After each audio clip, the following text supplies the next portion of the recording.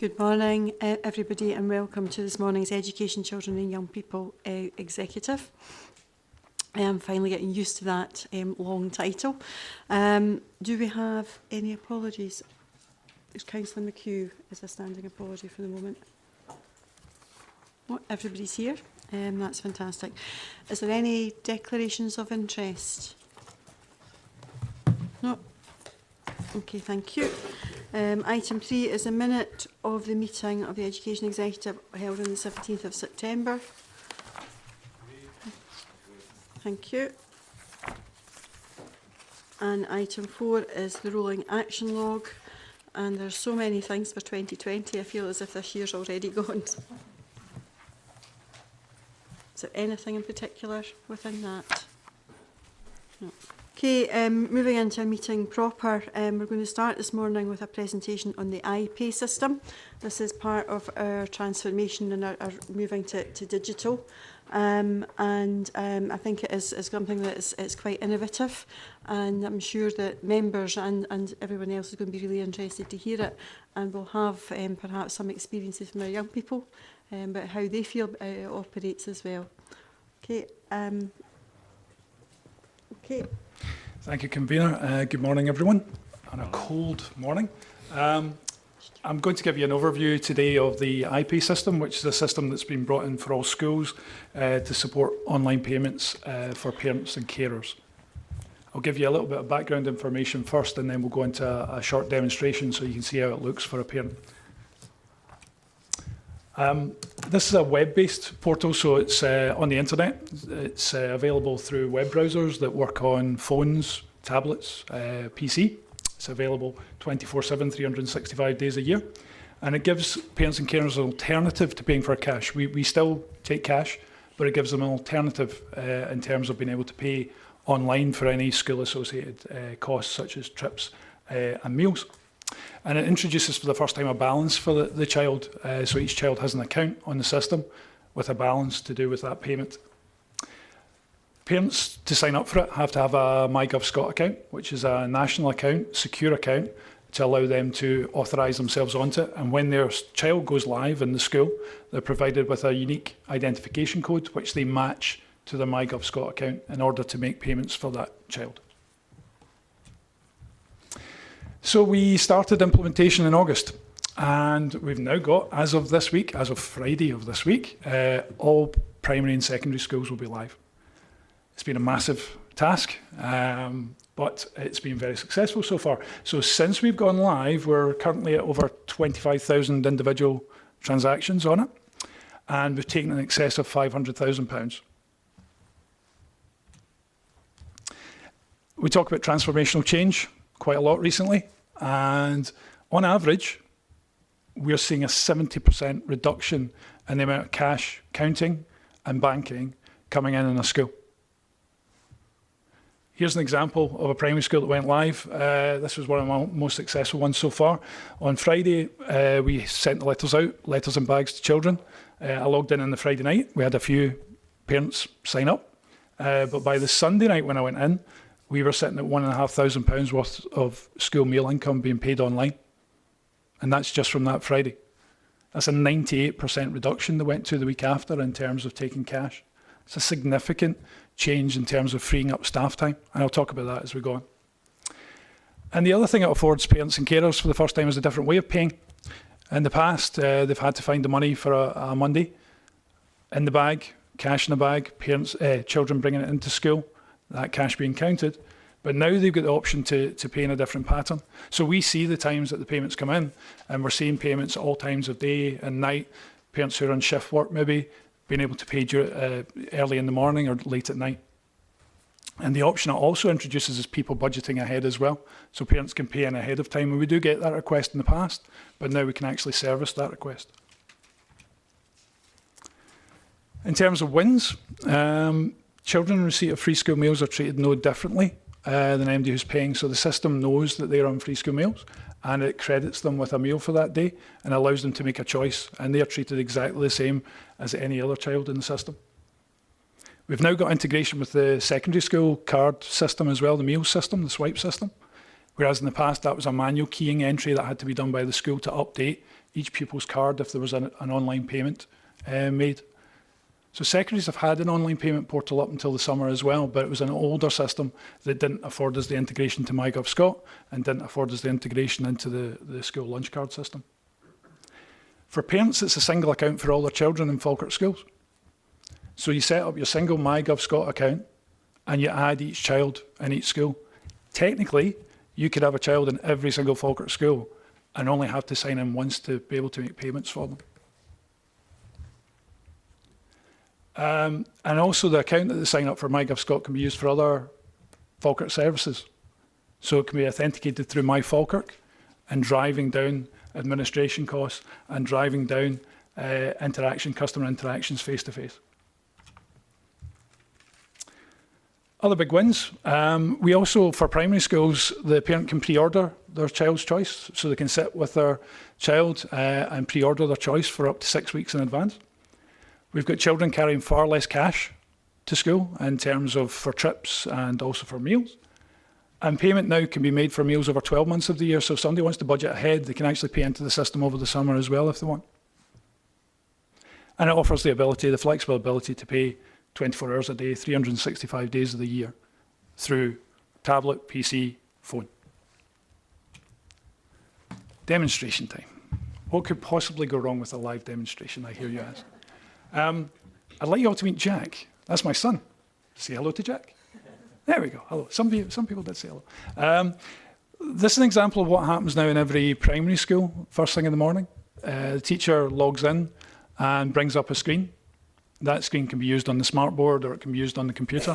And in front of that screen is their class, and the child picks their name and then picks their menu choice. So you see Jack here is opting for tomato and basil pasta. I know when Jack's had tomato and basil pasta because when he gets home at night, it's still on his face. And I always go, you had tomato and basil pasta today? He goes, how did you know? So there's Jack choosing his tomato and basil pasta. The codes, the colours that are there and the codes that are there, he gets a little band in exchange. And that band is traded in at lunchtime for his school lunch. So that's him making his choice. Now, I've decided not to pre-order in this case as a parent, so he gets a chance to order himself, but I get to see as a parent what order he made. If he had pre-ordered, then his choice would already be there made for him in the morning. What we'll do is we'll show you how this looks like for a parent, once I get back to if I can get the browser down. There we go.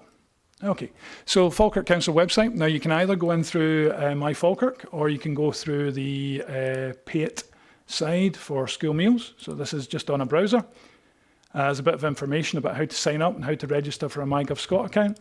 And this is me going in as a parent. Right.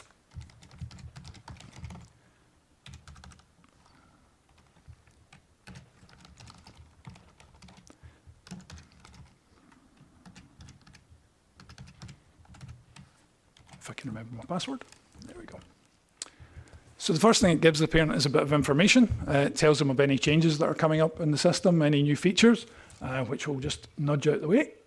There we go. So I've matched my two children. I've got a boy in P1 and a boy in P2. One account, two children. If I have any more children, I can add them when they come to school. And in there, I can pre-order. So we'll take Jack, and I can pre-order for a week. So let's go for next week. So that's this week, 25th, next week. It gives the rotational menu choice. I can sit with Jack, decide what we're having, click on the selection and confirm. I get a bit more information about the meals and what's available underneath. And coming shortly will also be pictures. What it also gives me as a parent is what he's ordered previously. So if I hadn't pre-ordered with him and I wanted to find out what he'd been choosing, I can go in. And today, what are we on today? Tuesday. Oh, he's having corn tikka wrap today. If you want to see what he had since the start of the year, let's go back to August. There's what he's had since the start of the year. I'm making you hungry, I can tell. No chips. Fish and chips on a Friday. Yes, we get them on Friday usually. Scott, there's Scott going back. And because Scott's school used the pre-ordering system last year, I can actually go back a full year. Any gaps are where there's been holidays or he's not been there for whatever reason, if it's a trip. So there's what Scott's had. So as a parent, I get far more information back. For secondary parents, they also get what went through the till. So it's a free choice in secondary, and the information that goes through the till comes back to the parent as well. In terms of topping up, obviously both my boys are P1 and P2. So in terms of topping up the balance, I don't have to because they're universal free school meals, but I'll just show you from a demonstration point of view. If I wanted to add money to his balance, there's Scott, £2, add to basket. It's stored my card from the last time I made a payment, but I can add a card and then proceed to checkout. Done. I've timed it. I can do it in less than 10 seconds. Okay. If Scott or Jack were on a school trip, that would appear as a separate selection down here, and the amount they roll for the school trip, and they would just add the amount they want to contribute towards it. Okay. You also get a full payment history as a parent, so even if you are paying cash still, if they sign into their account later, they'll be able to see all their cash transactions that have gone in since the school went live as well. Or if they want to pay with a mixture of cash and online, that's fine as well. I can see any payments I made towards this, so I can go back a wee bit and show you. There's the payments I've made so far. It gives me full details as well as when it was and what it was for. And with that, I will hand over for any questions. Thank you. Thank you, Stuart. You made that look very easy and actually very interesting. I'll open it up to members for any questions. Stuart, if the child is absent, can the parent say they're absent? Yes, they can. They can. Obviously, there's still the absence procedures to follow in the school. Is there anybody in school who could then go and look at the absentees that day? Yes, they can pull off that information, but obviously the way we would like it to work going forward is to integrate fully into the MIS system to record the absence into the system fully. Yeah. Councillor Reid? It's fairly obvious there'll be it's fairly obvious there'll be staffing implications. What are those?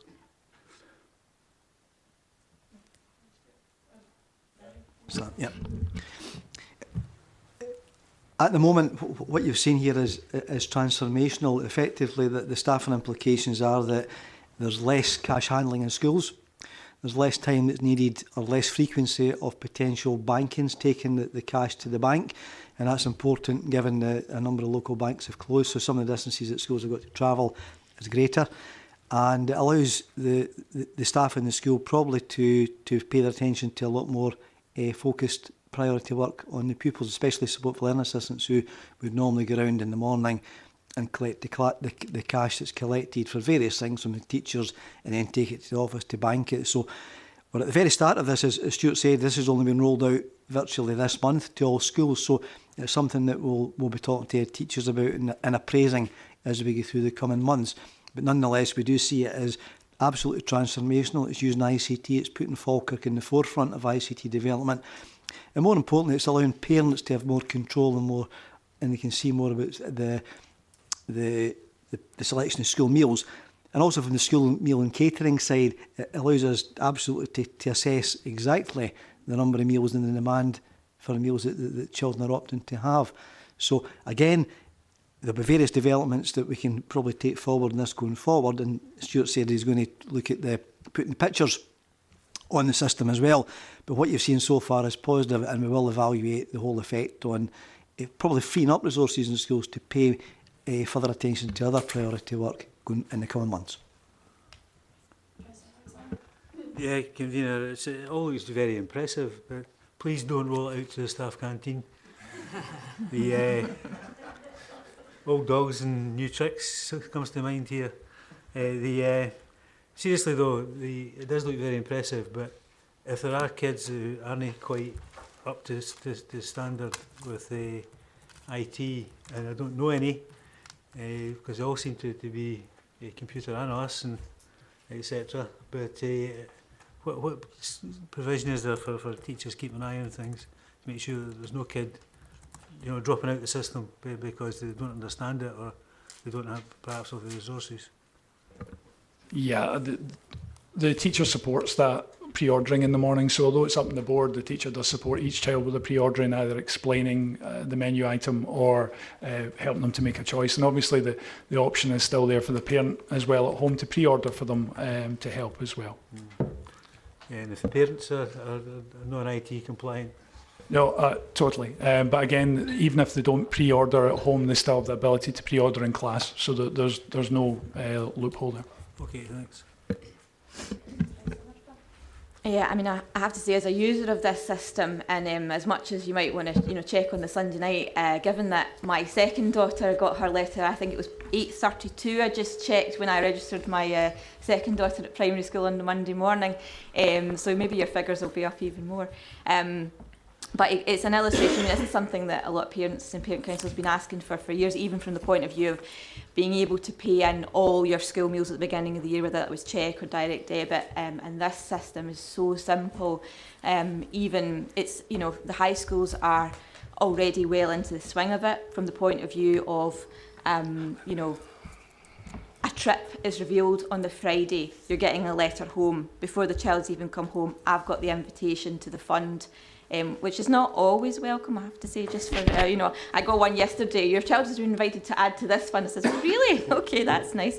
And that'll be more money out of my pocket. But in seriousness, it means that things where, you've got to pay a deposit by a certain date, you can see that date, you can see that you've paid in, did I pay for the panto, did I not? It's incredibly simple for parents. It's something that takes a weight off your mind, because it is difficult, especially when you've got bits of papers flying everywhere to keep track of these things. And I think, with it being so simple, I don't think it's necessarily something that the children will have virtually any engagement with at all. It's purely for parents, other than when I say to my daughter, I see you had quite a few tray bakes last week on the secondary school menu. She wasn't quite as impressed with it, but it's there, and I think that it's got potential to be utilised by the primary schools for many things and have a positive impact on, even beyond from a school meal point of view, thinking about charity payments and days that are coming up and things like that, that will possibly take away stigma from when children have to hand in their money, and that it's got that potential to be rolled out as well. So I as a user, I think it's fantastic. It seems to be developing as time goes on, and I've got nothing but praise from it, apart from just less adding of funds for me would be good. Okay, thank you, Councillor Murtagh. Councillor Nimmo. Thanks, Convener. Stuart, what's the fallback position if, for instance, the internet or that crashes? What do we do? Yeah, so that does happen from time to time. The good thing about it, because it's web-based, there are alternative ways of getting out to the web, not necessarily through the school connection, but you can go out through phones, so all our admin staff also have the ability to go out through phones. But the fallback position is always retrospective, so it's paper, and we still accept cash, so if somebody can't make a payment, they still can make a cash payment. The other thing is, do we have any indication as to how long this is going to take teachers in the classroom? Especially if the parents aren't doing the ordering online, a teacher's going to have to stand there in front of the board, go through it with each pupil. There's going to be quite a bit of time involved. So the time that was involved before was very similar, but paper-based. So up until the system went live, they were taking orders in the morning for orders. I'm sure some of my teaching colleagues will back this up. So they were still taking paper notes of what each child was having and their order. That was then getting gathered and collated and then taken down to the canteen for numbers. So it's an improvement on what was there before. And the more parents we can encourage to pre-order, the quicker that gets in the morning. Ideally, we get to a stage where the majority of parents were pre-ordering, and then it would be a very short time in the morning. Okay. Thanks. Councillor Munro. Thank you, Convener.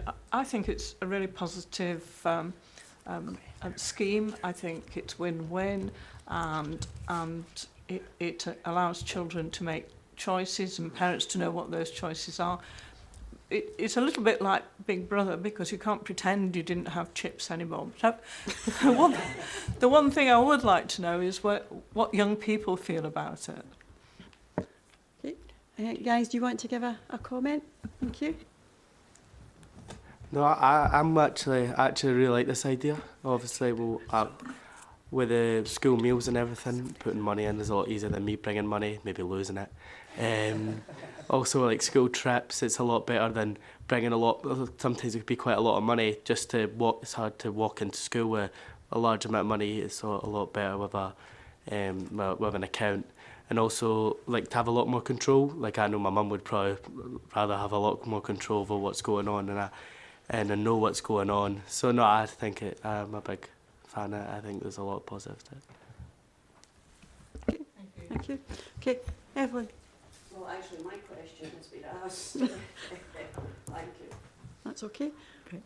Okay, Councillor Cook. I'm just going to be facetious in the back of the comments from the young people. Has anybody asked Greg's? Because if you walked up there with your money during the day, I'm just concerned that we're just, you know, some of the local businesses may lose out somewhat here when the free choice is taken away. Okay, we'll maybe quickly move on. Councillor Bissett. Thanks, Ravina. Great system, you know, makes sense. Pretty simple to work. I was just thinking from a kind of entrepreneurial point of view, is that patented by the council?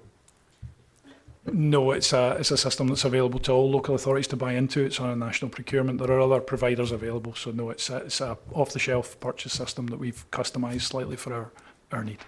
Okay, thanks very much. Okay. Sorry, John. That's okay. I've just wanted to make a comment on, obviously I'm in primary school. It does cut down on our administration time in the morning. Before it was maybe taking 15, 20 minutes, depending on how much cash you were getting on a daily basis, to count that to make sure it was in. So it has cut down on that administration that comes in. The kids come in, they can pick. You're still getting the odd bit of cash. However, it's much easier to take in 1 or 2 bits of cash rather than taking in 7, 8, 9, 10 amounts of cash and counting that in. So it's a much quicker system as well. Also, the parents who were concerned, oh, but I've ordered their lunch and then they were off Monday, Tuesday, but I'd already ordered that. They don't lose that money. It just gets put into their account so that they can then roll it over. So they're not actually losing out ordering lunches. And before, when that had happened, if they'd pay for lunches on Monday and then were off for the rest of the week and had paid all week, we'd have to then record it and then make sure that was credited for the following week, and it became a bit of a guddle and a bit of a mess. This is much easier, much tidier, and it does cut down on administration, allowing us more time to actually get into the teaching much quicker. Okay, thank you for that, John. If no more questions, can I just say thank you very much to the service. Well done, Stuart. It looks as if it's been embraced very much by the parent body and the children, and there's maybe sort of opportunities to see where else that can be developed. And thank you for coming along this morning to do that.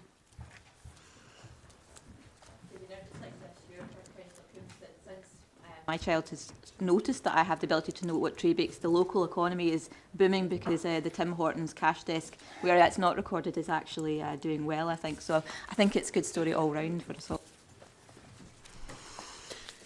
Okay, move on to item 6, which is the National Improvement Framework Standards and Equality Report. And David, you're going to take that. Thank you. Thank you, convener. Can I introduce my colleague Rona Jay, who's my service manager and part of the quality improvement team within the education division. And Rona was responsible for pulling together the standards and quality report and the subsequent report on the plan for the coming year as well. So the first report relates to the Standards and Quality Report, which is our National Improvement Framework report, which we are required to report to Scottish Government annually. This should be done in August each year. I contacted the government to inform them that obviously in terms of actually our processes that we required to have the report approved by committee before it would be then circulated to Scottish Government, which they were satisfied with, and depending on the outcome today the report will be followed on as soon as possible thereafter. So today's report reports on the progress made under the plan of last year, and it details in fairly lengthy detail the work that's been undertaken through schools and services over the year. This information is detailed, has been collated through reports that we've received from schools themselves. Annually, each school provides a standards and quality report to council or to my service. We also have visits from Education Scotland and the Care Inspectorate, and the central team also undertakes a series of visits to schools through validation visits and engages through other engagements as well over the previous year as well. So it's fairly high degree of activity takes place with schools in terms of information coming back in forward, and this report seeks to distill that to provide an overall picture of the activity over the year. The background sets out the context of where this report came from, and it was back in 2016 where we had a requirement to report. This is the third report that we've been required to produce under the current regulations, and section 2.3 gives the legislative framework for that as well. Section 4 looks at consultation, and we've engaged with our schools and our head teachers in pulling together this report and sought their advice and guidance. Section 5 looks at the considerations, and this highlights the details of the Education Division's activity in terms of self-evaluation over the year. We have been focusing, as members are aware through the previous reports through the attainment agenda, on attainment data, and also focusing on raising attainment for all children and young people while seeking to close the poverty-related attainment gap. We're also working with a strong driver of emotional and mental health and well-being for our pupils as well, and also seek to improve the positive destinations for all our children and young people. So as a result, our report has been broken down into 3 key sections, and if I refer to section the appendix, please, page 21 details how the report has been compiled for you. The first section in page 8 talks about, page 5 talks about our service and gives an overview of the configuration of Education Division. Page 8 then talks about our priorities from the previous year and how we've sought to address those. And then the next 3 sections are the 3 main drivers for the Standards and Quality Report on raising attainment and achievement, wellbeing, equality and inclusion, and skills, attributes and development. The final section of the report then seeks to articulate our engagement with the Council of the Future agenda, and then page 45 then sets out the key priorities for the coming year. It's a fairly lengthy report. We recognise last year's report was in the region of about 20 pages, but given the complexity of the landscape that we're navigating and the significant work that's been undertaken across schools, we felt we had to give that some airing to committee and also to our parents and young people. The report has been broken down using a free text. We've tried to use infographics. We've also adopted some case studies and other ways of presenting the data to try and make it more readable to our audiences. If approved today, it is our intention to upload the document onto the web and to further refine the details around that to make it more readable. We're also producing a hard copy for those parents and carers or members that so wish a hard copy as well. But for obvious reasons, we're trying to seek to promote this through digital means as far as we possibly can. So obviously I'm happy to take any questions on the report from the committee, and also Rona will assist as required. Thank you, David. It is quite a meaty report, and I'm sure there will be questions. Councillor Alexander? Yes, Convener. I think it's an excellent report, and I'm particularly pleased with the beginning of it, the foreword, where we see that achievement in terms of improvement and attainment have set levels that have been unprecedented within the authority, and it's the credit of the teaching staff, the admin staff, this committee even, as well as the pupils themselves, that we are sitting in such a good position. Of course, it gets harder every year when we set targets such as we did last year. It becomes much more difficult to match and to improve upon those targets. The report itself is an excellent report, I think. It's very easily read.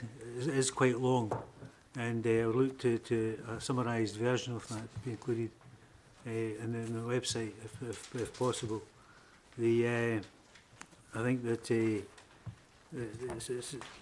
that requires to be done, because I don't think many people start at page 1 and work the way through to the very end of it, unless, of course, many members of this committee. It's good that we are where we are, and it's a testimony to the hard work that's been undertaken by everyone involved in education in Falkirk. So I'm happy to move the recommendations contained within the report. Thank you. Councillor Murtagh. I'm happy to second and reserve the right to come back in. Okay, thank you. Okay, members. Councillor Bissett. Thanks, Sylvia. I would agree it's a quality report. I like the way it's laid out. It's quite easy, straightforward to read, and plenty of data there for everybody to pick up on.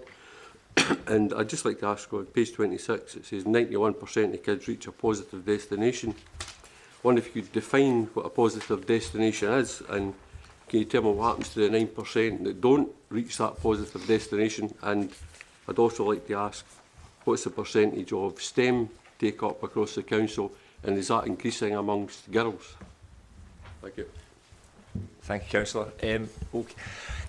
The positive destination is determined as any destination that would involve further training opportunities, college, university or employment after a young person leaves school.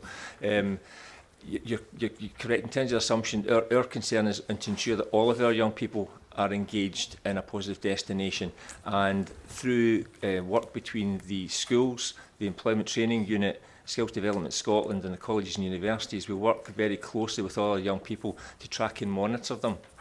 I think we're in a very strong position within Falkirk that those young people that are not being reported as being in a positive destination, we know who they are and we know their individual circumstances, and there are colleagues and teams working very closely with them to support them into a positive destination where that is possible.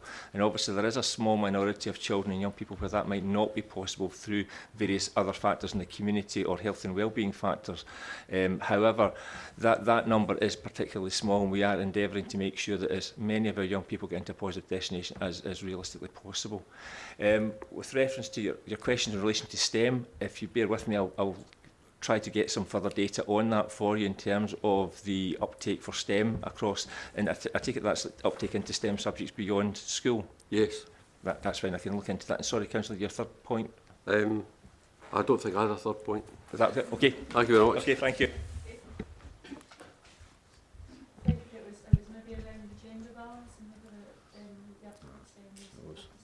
Aye, that's what it was. David, just in relation to the positive destinations, I spoke to you recently about this.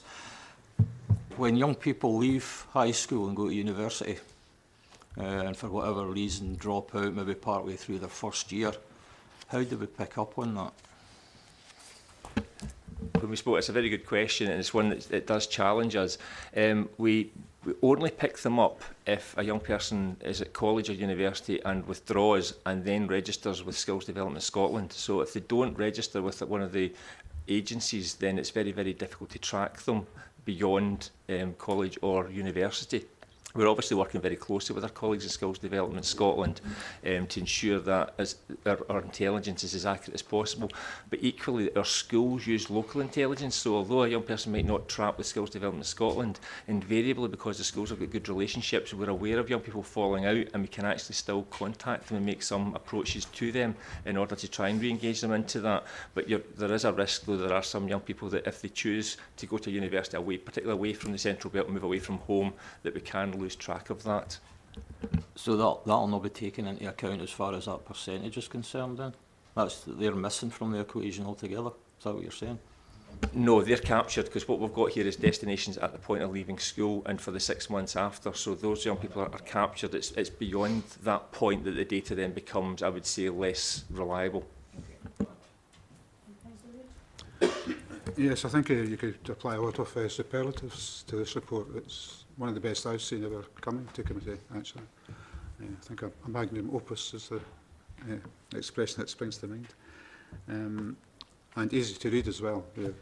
Infographics, is that a word that's entered English language? Yeah, it's very good. It's very good indeed. Just a couple of questions. I have several. I wish this would be the subject of a seminar, in fact. It's so good. In 24, it talks about the provision for additional support needs.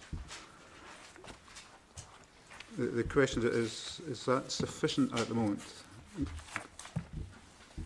As you're aware, Councillor, we're currently involved in engaging with parents, colleagues and the workforce in terms of actually undertaking an ASN review, and hopefully the outcome of that would provide some clarity in terms of actually the range and prevalence of supports available to children and young people and schools. I mean, I do think that Falkirk is very well placed. If you look at the kind of high-level national data, we would appear to be sitting a good number of points above the national percentage in terms of our expenditure proportionate to our size on ASN.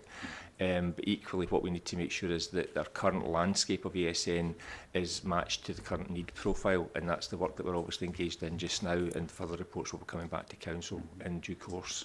I suspect it's a bit of an iceberg at the moment. Absolutely. Yeah. Okay.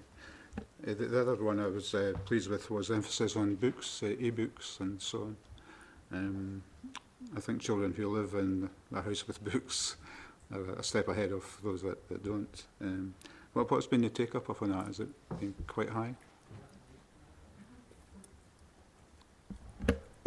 We've been absolutely delighted with how well used it's being. It's been so successful that we're now trying to add in a professional reading resource. That's the most difficult one to get because it's more expensive, but the uptake from schools has been outstanding. So I'd say just about every school, primary and secondary, are now accessing the Borrow Box system. And the uptake from the Learning Resource Service has also increased in terms of the demand from schools of those colleagues that work with that to work with them reading for enjoyment and family reading. So many of our schools are now working on how they can help families to do more reading at home and how they can motivate families to read together at home as well as reading skills in schools. And much of PEF in the Spending Literacy has gone around reading for enjoyment and developing reading cultures, and that's been mirrored across reading work stream within the collaborative across West Lothian, Stirling and Clacks, so it's a really big focus for us. In terms of the collaborative, there's been a fair increase in number of staff working for the collaborative as opposed to the other. Who picks up the tab for that? Is that government? They pick up the whole lot? Yeah. Well, they give us a grant, right, which you can use. We then determine how that's spent and the important activities and what service and stuff get developed. So are these folk on full-time contracts then? Full-time contract with their own secondments. Right, I see. Right, okay, thanks. I think there had to be a compliment to the teachers, the response to various activities that take place. I was honoured to attend the Learning Festival. I don't know if there'll be one this year. I know it took a lot of work, but it was a Saturday morning and the place was absolutely packed with teachers wanting to learn more. Is it intended to have another one? It's our hope, yes, we wanted to do that and build on that. And again, I must admit that I'm always impressed and delighted with the professionalism and dedication of my colleagues across all of my schools in terms of the fact that to the extent that they're prepared to go to enhance their learning, to improve their learning and understanding and drive their knowledge to support their children and young people. And I think, again, that's testament to the work that they do, that then our young people then go on to be as successful as they have been. It certainly was a nice mixture of, shall we say, more mature teachers and those less mature teachers. So I think compliments to everyone concerned. It's an excellent report. Thank you. Thank you. You're speaking about positive outcomes. One of the problems which appears to be around just now, having grandchildren who are through university, is, I've already raised this with Councillor Alexander, it's not always a positive outcome because there aren't jobs suited to some of the courses in the university, and people are going for a year, 2 years without getting employment related to their degrees. Is there a way, I know you're saying universities pick up on this, but our experience is that they don't. No, thank you very much. I mean, it's a very valid point. I mean, It really comes down to the progression planning to ensure that the conversation that we are having with our young people from the earliest opportunities now, I would actually take that right back to our nurseries. We're engaging in developing young workforce conversations, predominantly with their parents and carers, to make them aware of the various pathways that are open to them, to begin to explore the opportunities and the destinations. The point you make about the securing employment, all of my schools are currently doing an extensive piece of work with the local businesses and industries around the Falkirk area, which obviously we've got a significant number of that require highly qualified, highly skilled professionals to be engaged in those, and we're working very closely with those businesses and companies to ensure that our young people have got the prerequisite skills to make sure that they have got an opportunity to compete for those particular jobs, many of which are not just recruited nationally but are recruited internationally because of the scale of the organisations that are local. But yet we continually work with Skills Development Scotland also to look at that data, because obviously they've got data in terms of actually the number of graduates that are then being placed into careers or opportunities that are associated with their degrees, and equally those that are then choosing other jobs that are maybe quite significantly removed from those areas. And again, it's back to having those earlier conversations with young people to ensure that we're picking the right pathways for them that have got opportunities at the end of the day. We've also got a range of opportunities through foundation apprenticeships and graduate apprenticeships, which are building early links with industry. So our young people are doing a kind of higher level, which is a level 6 programme in school with work placements, and also then going on to graduate opportunities where companies are sponsoring them to go to university with work placements and a job offer on completion. So we're looking to maximise the number of children and young people that are accessing that. And again, across Forth Valley, we've got the highest percentage of young people accessing foundation apprenticeships at this time. And we're in a very strong partnership with our local colleges to drive that agenda further forward. Well, it's actually been said to, I don't know if the young people are aware of this, but a lot of parents are now saying, don't go to university, look for a graduate apprenticeship because you're guaranteed a job. And this is quite worrying, I would say.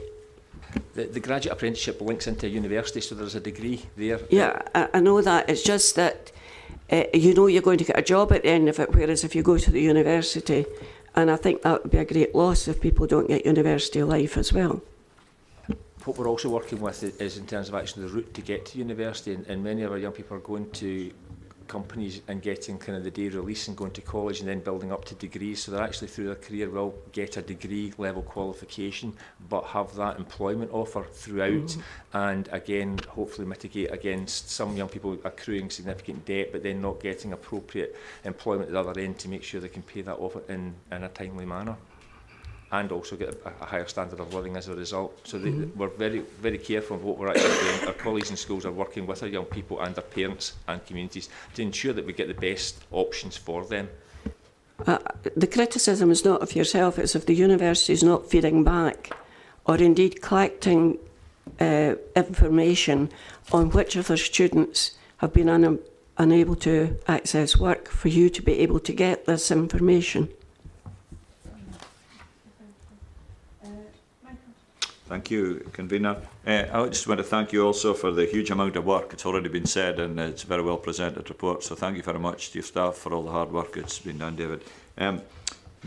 On page 62, it gives us the data on exclusions and inclusions. It says there were 330 last year, 339 and 330, and are reduced by 23%. Is that the number of inclusions or the number of pupils that have been excluded, was my question. And the second part of it is, when the pupils who are excluded re-engage with the school, how do we measure if there's a positive re-engagement, if you know what I mean?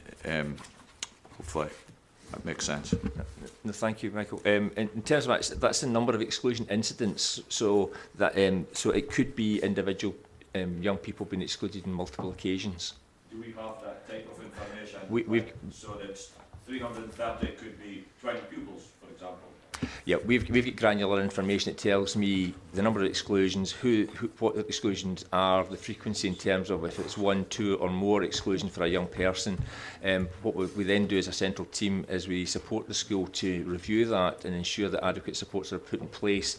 Following every exclusion, there's what's known as the readmission meeting, which would be a conversation with the young person and their parent and carer to sit down and actually review the plan that's in place for them to return, to ensure that that is as positive as it possibly can be.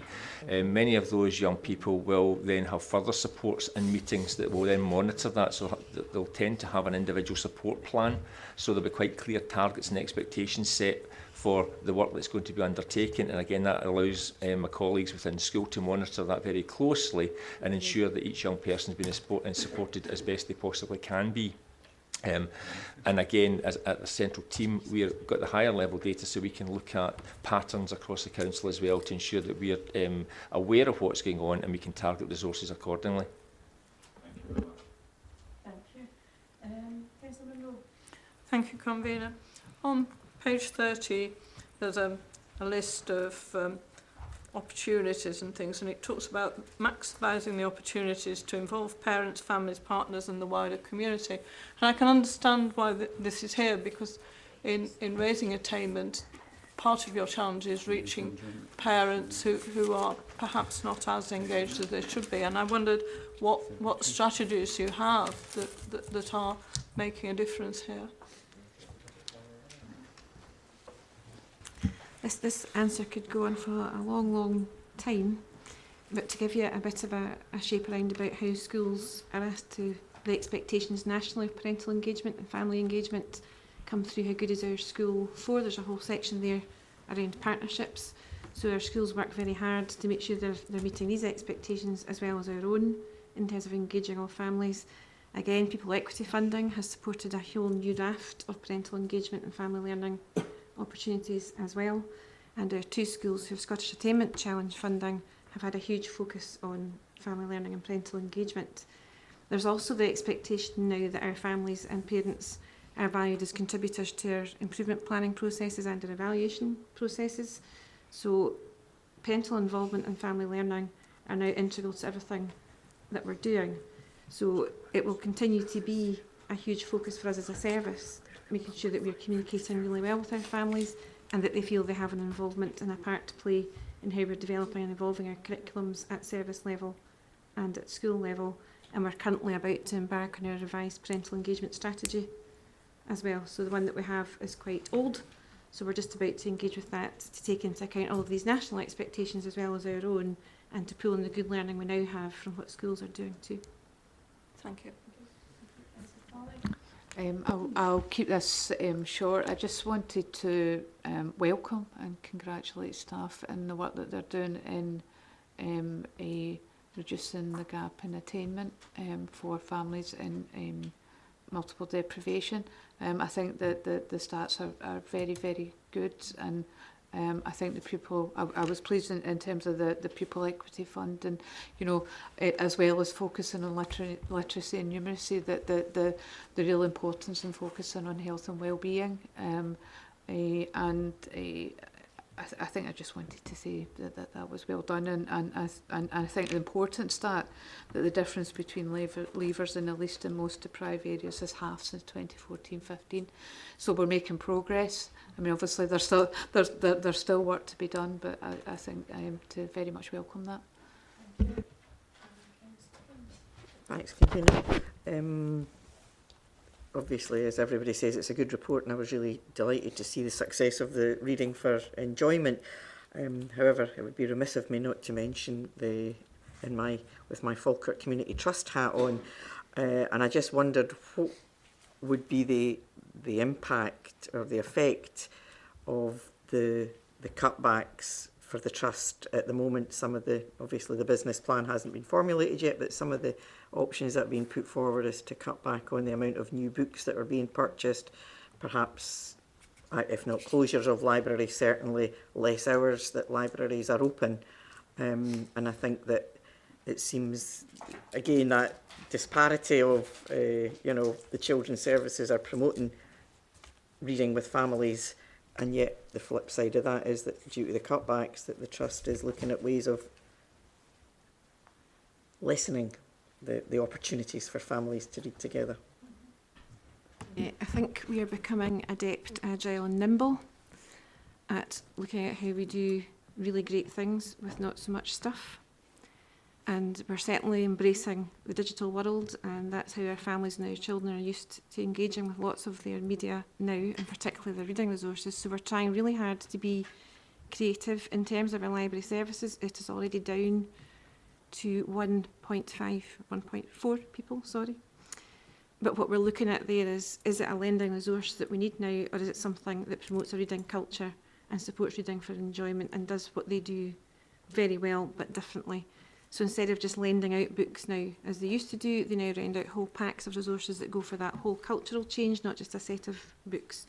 The Borrow Box introduction has got access to far more families and to children at home than we could ever have done with physical books. And schools are looking really creatively about how they can bring families into schools to use the resources that they do have, how they can link with community groups and share resources that they have, and how they're working across the collaborative now, across all our authorities, to see how we can manage that kind of difficulty where you have less money, but you want to expand the access to resources that you do have. So I think the answer to the dilemma is creativity. We are determined that nothing's going to suffer. So we're just trying to find different ways of doing things, but it's not going to lose any of its focus or importance. And that's the key for us. We have to keep it focused and important that reading and the reading culture is maintained.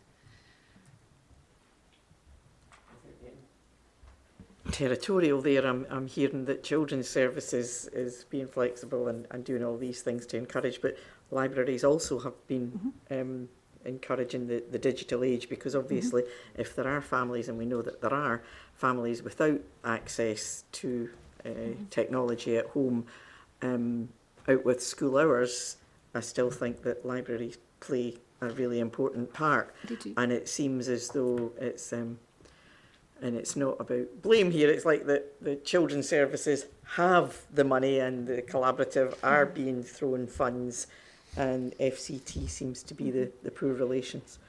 But again, other opinions are available. I'm maybe a bit biased. We are gifted and privileged to have Yvonne Manning. I don't know if anybody within the room is aware of Yvonne Manning, our principal librarian, and she has excellent connections with the Falkirk Library Service, but she's also nationally connected as the president now of librarians, so she is working really hard to maximise how we can use our local libraries as well, and she is a stalwart fighter for library services out with children's services. Glad to hear it. Thank you.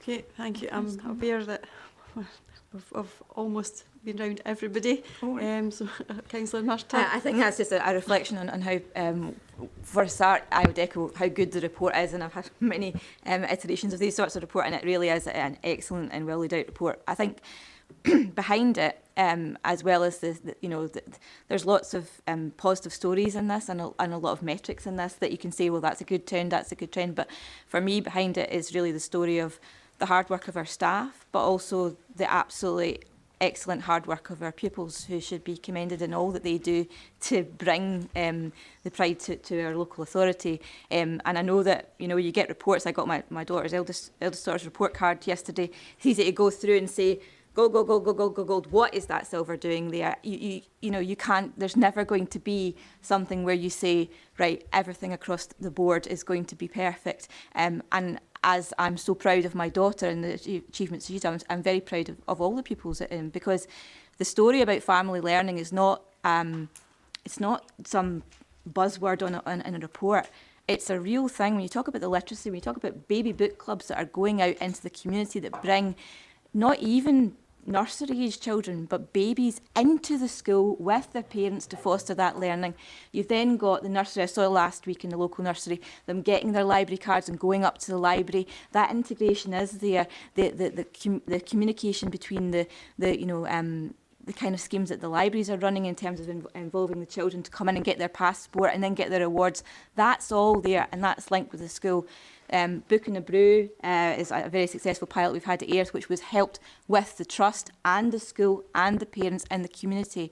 And when you take that all the way through to high school and you look at not only family, parent with child book clubs, but actually parent and teacher book clubs that are being run and hosted in the local library, not even in the school. There's that connection all the way through. And these are just very, very real examples. And when you talk about family learning in STEM as well, sometimes it can be that case with reading and literacy, that environment and culture of seeing parents being involved, pupils being involved. That's happening with mathematics and the sciences as well. And I think when you look at all the opportunities that are there for family learning in the STEM vocational programme that's getting rolled out, the mathematics that I think I'm signed up to, I don't know how many different things over the next month. It's actually that you can hardly keep up with the amount of engagement and our teachers are putting in that time. And when you get there, it's excellent and the learning is excellent. The staff are taking that time to explain. And I think that's what's coming through in the results and the attainment and the increase, because if that environment is there and we can support our children and our children see that we're engaged in that learning, then that is what's going to drive the excellence forward. And I fully admit that I spent far more time helping my daughter with her Spanish test that she's got today than I did preparing for this committee, but that's a measure of what the family learning ethos is definitely. So I think if I take one thing out of that report and what I'm getting back, it's how excellent that's being driven, and that our teachers and our pupils should be commended for their attitude and taking that forward. It's excellent. Okay, thank you for that. I think there's a consensual agreement that this is an excellent report going forward. There's a lot in it. It shows it the depth and the breadth. It also shows areas that we want to continue to push to improve, and I think that gives us a good base to start from. Committee happy to agree with the report? Okay, thank you. Next item's not unrelated. I'm sure members will recognise much of what comes in the next one from this. And it's a National Improvement Framework, the Education Plan. David? Thank you very much, Convener. The plan basically builds on the previous report. That was the kind of point in time. What we've then used is that information, intelligence and data then to link in with the progress achieved to date, and then try to cast forward into the future to work out where we need to be in order that we continue this positive journey for our children and young people across Falkirk Council. So the report basically details refers to Appendix 1, which is the plan itself, and again it focuses on the key 3 high-level themes in relation to attainment, well-being and positive destinations. The plan itself is broken down into, there's an executive summary for the plan at the front, and it sets through the national context and gives the outline of where this sits within the expectation within our reporting mechanisms and linking into Scottish Government's requirements for the service through the National Improvement Framework, and provides an overview and summary of that. Page 74 and 75 then details the national expectations that have been published and communicated to the service over the previous, since February 2018 right through till this August. There's been a number of reports that have come through that have obviously informed our thinking and consideration in terms of the landscape that we're trying to navigate through as an education division and a children's service. The page 76 then articulates that into the high-level themes from Scottish Government through to the Falkirk Council plans to the education plan that's detailed here. Page 77 is a summary and articulation of the Regional Improvement Collaborative. The central section is about the new Education Scotland team that's working in partnership with the Regional Improvement Collaborative, and it's really just an opportunity to introduce that to members and to parents, carers and young people. And then the last section is about the work we've been undertaking through the Children and Young People Improvement Collaborative. Page 78 details the local context, which we've already referred to and was present in the Standards and Quality Report. And then section in page 79 details the range of other standing themes, almost the maintenance agenda, that we have to take into account and consider when pulling together our plan for the coming year. Page 80 onwards then details the progress on last year's priorities, and it RAG rates them in terms of red, amber, green. The mainly are green and amber in terms of work completed or work in progress, bearing in mind that the plan is a 3-year rolling cycle plan. So again, we would expect a number of items to be continued on to the coming year or years. And this particular section then details where we are in particular progress in relation to that. Page 85 then teases that out in terms of the improvement priorities for the coming session, and that those are detailed and organised under the 3 main headings as previously indicated. The subsequent sections then breaks that down into individual priorities and tasks and expected outcomes for the coming year, and details the responsible officers associated with those particular items. And the final page is then the operational actions that are required within the 3 areas across my centralised teams, and the work that we'll be engaging with colleagues, schools, pupils and parents over the coming year. So it's a fairly comprehensive plan. Hopefully it paints a picture that articulates with your knowledge and understanding of what we're trying to achieve within education within Falkirk Council.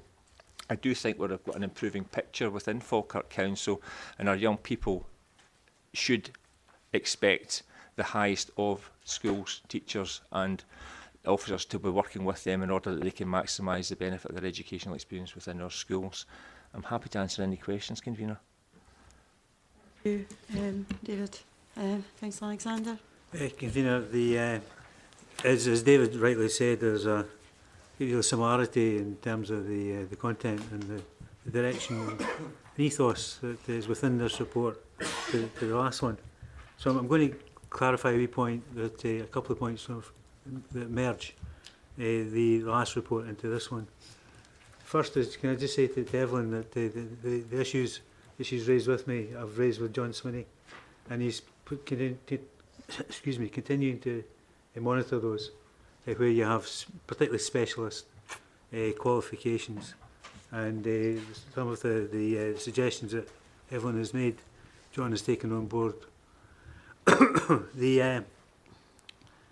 we improve the service from here is obviously the big question, and as I touched on in the previous report, when you have an excellent report as we did last year, it's difficult to maintain that year on year, particularly if you're looking for improvement year on year, and of course we are looking for improvement, but I think we do have to recognise that where we have tiers of government working together, that helps. And I've got to congratulate the leadership of the Education Authority for the manner in which they've gone about their business, and recognising that the message that has come from central government and ensuring that our input is maximum and as constructive as they possibly can be. And there has been no game playing, there's been no politicking with either a capital P or a small p, and that's reassuring, particularly for parents. But the report itself, in terms of the progress that's required, we see very much the work that's been undertaken at grassroots level, and that all takes time to come through to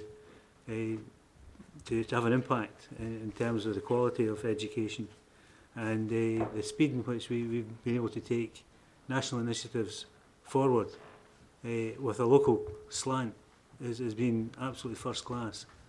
So the National Improvement Framework is and I refuse to call it NIF.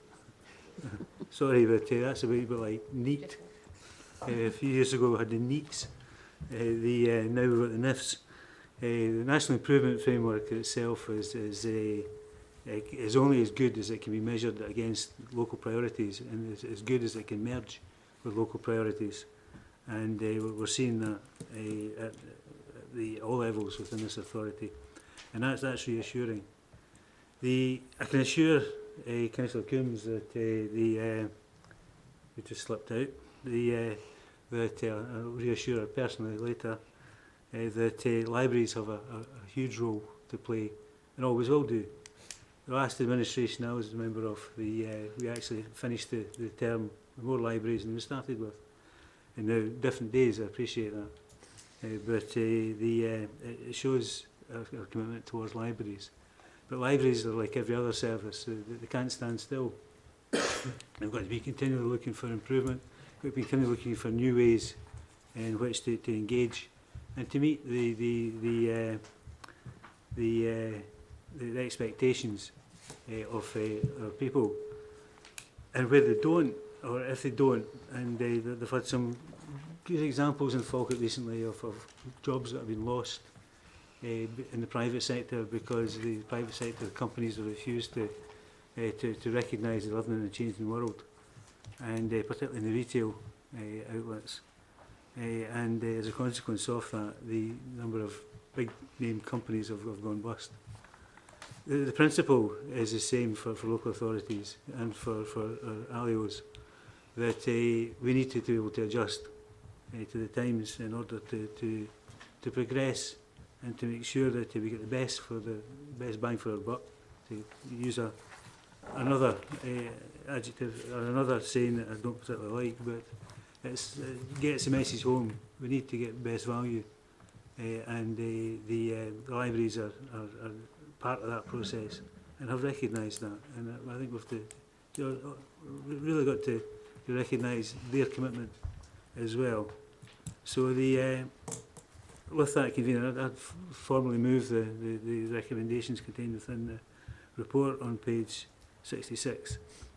Okay, thank you. Councillor Murtagh. Yeah, I'm happy to second and reserve the right to come back. Okay, Councillor Munro. Thank you, Convener. We read in the last report that essentially we're trying to reduce the amount of bureaucracy and time-consuming things that people have to do. But here we have on page 74 and 75, 58 documents detailing the national expectations of the Scottish Government in terms of schools. And I think that's extraordinary that our officers have to sit down and read all these documents and have so much bureaucracy to wade through in order to actually come to conclusions about what it is that they should be focusing on. I mean, it's an extraordinary number of documents that you have to deal with. Do you find this helpful, or do you think less would be more helpful? I think my comment would be that yes, it can be challenging when you have such an extensive list, but the Scottish Government is going through a process of focusing on closing the attainment gap. That's the #1 policy priority. We've also got all the stuff to do with STEM, with positive destinations, many of the things that David was describing about the ambitions of the system at the moment. And within that, there are all sorts of different things that are broken down. And what I would say is that these documents are more or less important depending on who one is in the system. So there are documents here that members of David's team would know inside out, upside down, back to front, and would be able to engage with head teachers and teachers on the detail of them. There are some of these documents that are relatively high level.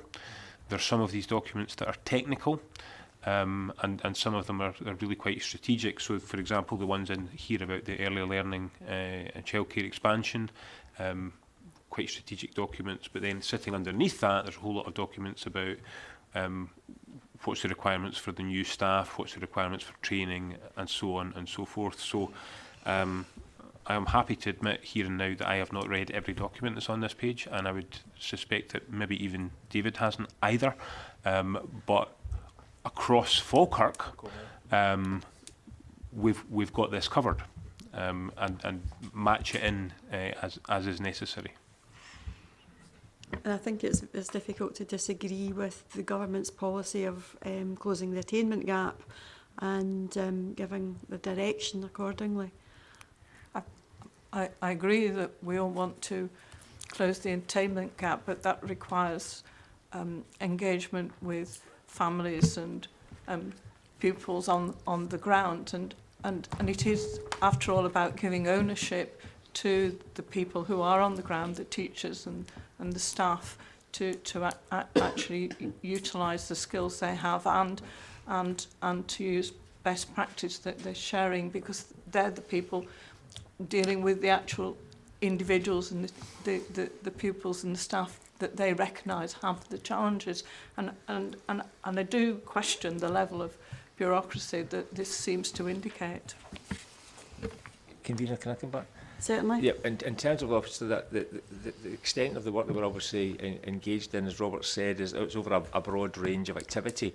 And again, the team at the centre, what our function is to distill these communications to ensure that only the essential information is passed on to our schools, because we're very mindful of the bureaucratic nature that could be perceived, and to ensure that basically our head teachers in our schools and our teaching staff and support staff are supported to ensure that they've got the right information at the right time, and they themselves aren't being burdened by having to wade through these documents. And again, I think that's the function of the central teams, to assist that process, to drive that agenda forward. I also think that the collaborative and where it is now is actually doing a lot of that development work with the staff in particular, and giving them the skills and knowledge, confidence and expertise to be able to take those back into the schools and to deliver the better outcomes for learning for our young people. As well. So I think that that has been something that's been really very positive in going forward. Councillor Nimmo. Thanks, Convener. Just on the back of the last question there, if you look at page 75, and it's the list of documents, there's 17 documents being issued in June alone. Is there a reason why the government do this? They seem to just issue it in big batches, which is obviously putting pressure on you guys to wade through it. I'm not particularly clear on the timing of the release of these particular documents. I mean, from our point of view, actually, June's not necessarily the worst time, because obviously the schools break at the end of June, and we've then got an opportunity to review and update our position over the summertime when we've not got young people in schools in the system. And obviously, that's helpful in terms of actually having a couple of weeks to get to grips with a number of these documentation and understand what is our expectation before the schools then return in August. Okay.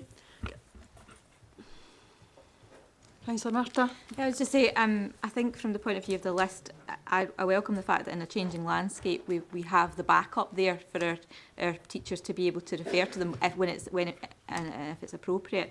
But I would say, is echoing what the convener is saying, that from what I've witnessed, a lot of the progression of these plans is led by the teachers themselves, and in areas where they're looking at themselves and and doing the development and bringing it back to their schools in terms of what our priorities are and raising attainment. They're very much taking the ball and running with it, and I think their passion and their time in developing that and it's coming through in this plan is to be applauded, right down to from our graduates that are coming in right through. You can see that in the school, so I think they deserve a mention, and again it's a very good report.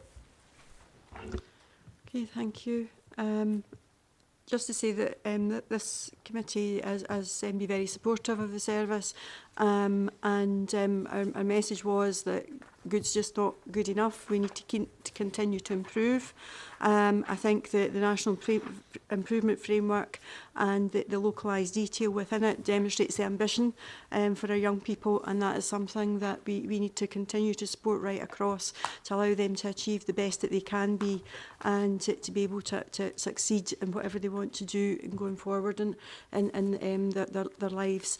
So I think this is a good framework to be able to take forward, and I think we need to be focused on remembering it's our young people's outcomes and giving them the best quality of life and the ability to be able to succeed as we go forward.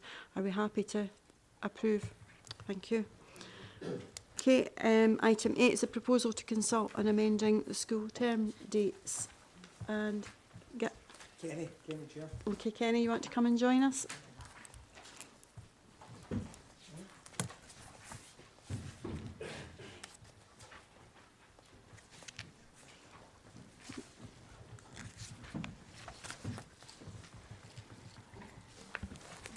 Thank you very much, Convener, and good morning, everyone.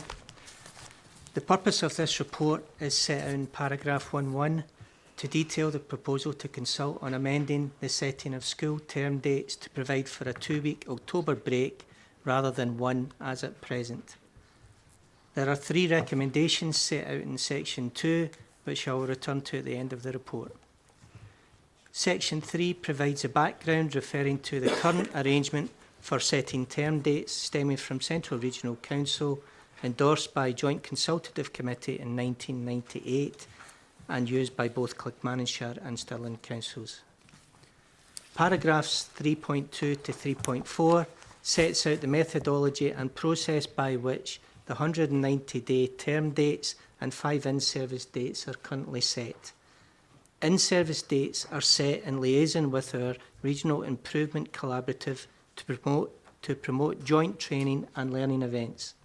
We also aim to ensure a level of consistency between Falkirk and Stirling councils so that local families who have children attending St Modens High School are not inconvenienced by dates that do not align. Section 4 of the report sets out the considerations behind the proposal in paragraphs 4.1 to 4.3, which are the suggestion that the current summer holiday, traditionally 7 weeks, is too long for a number of reasons. Approximately a third of other councils have already adopted this model or start the academic year a week earlier than we currently do.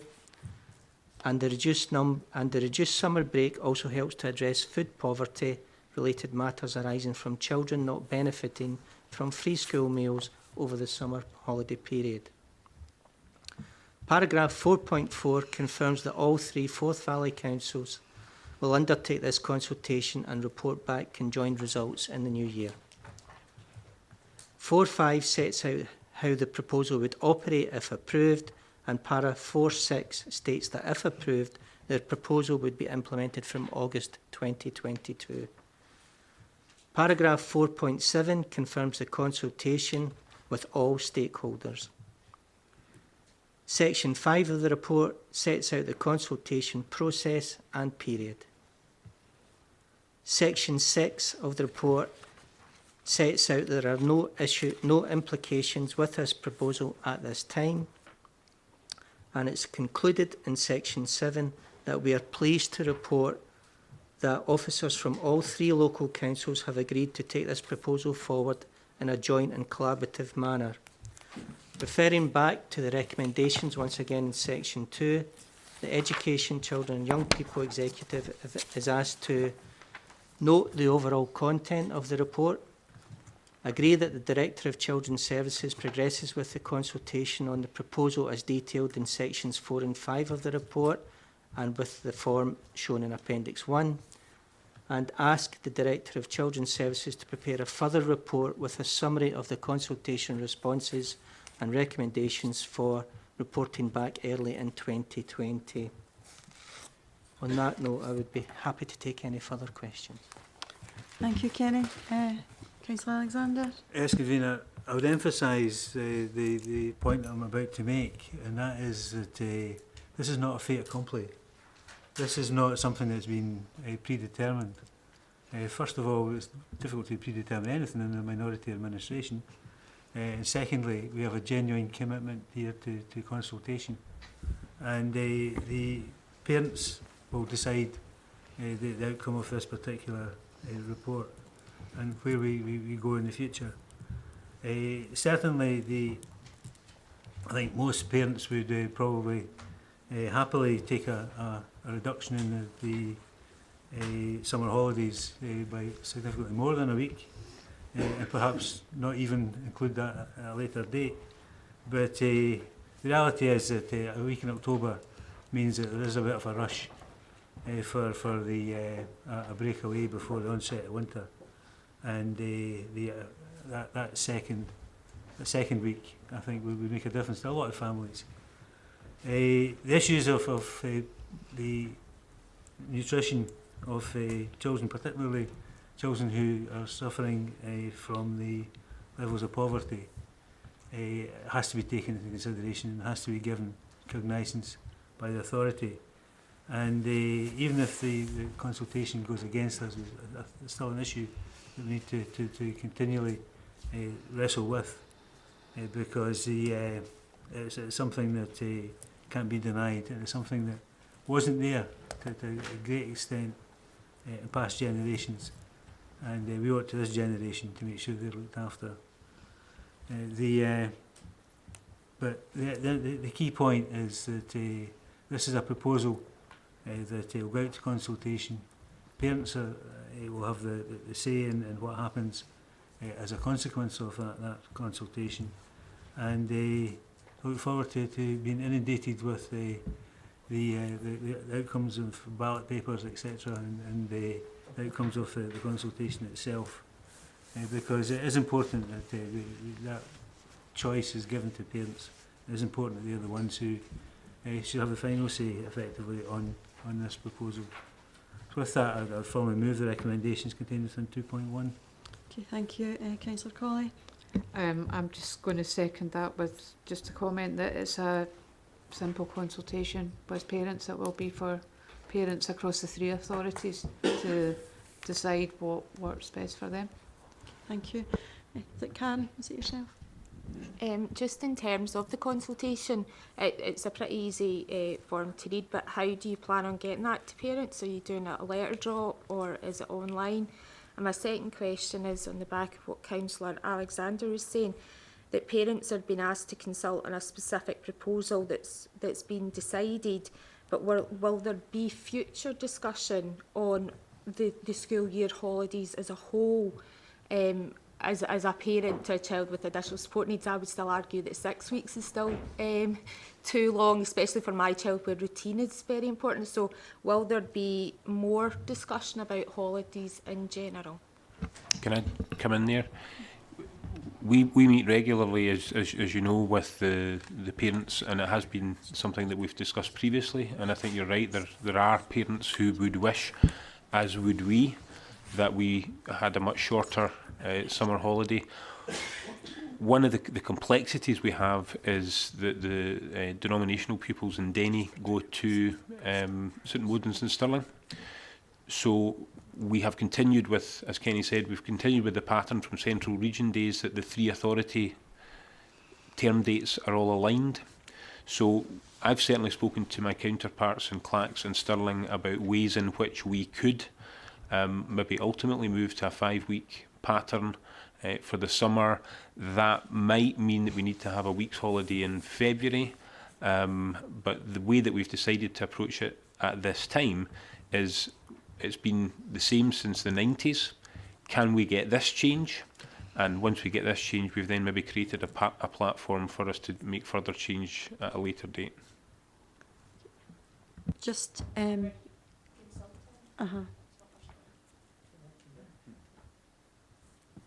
Thank you, Convener. The consultation process, certainly with parents, will commence via the head teachers issuing a group call message with the consultation link to all of the parents and carers in the school community. That consultation link will take them to the Falkirk Council website, the Have Your Say page, where they can register their response online.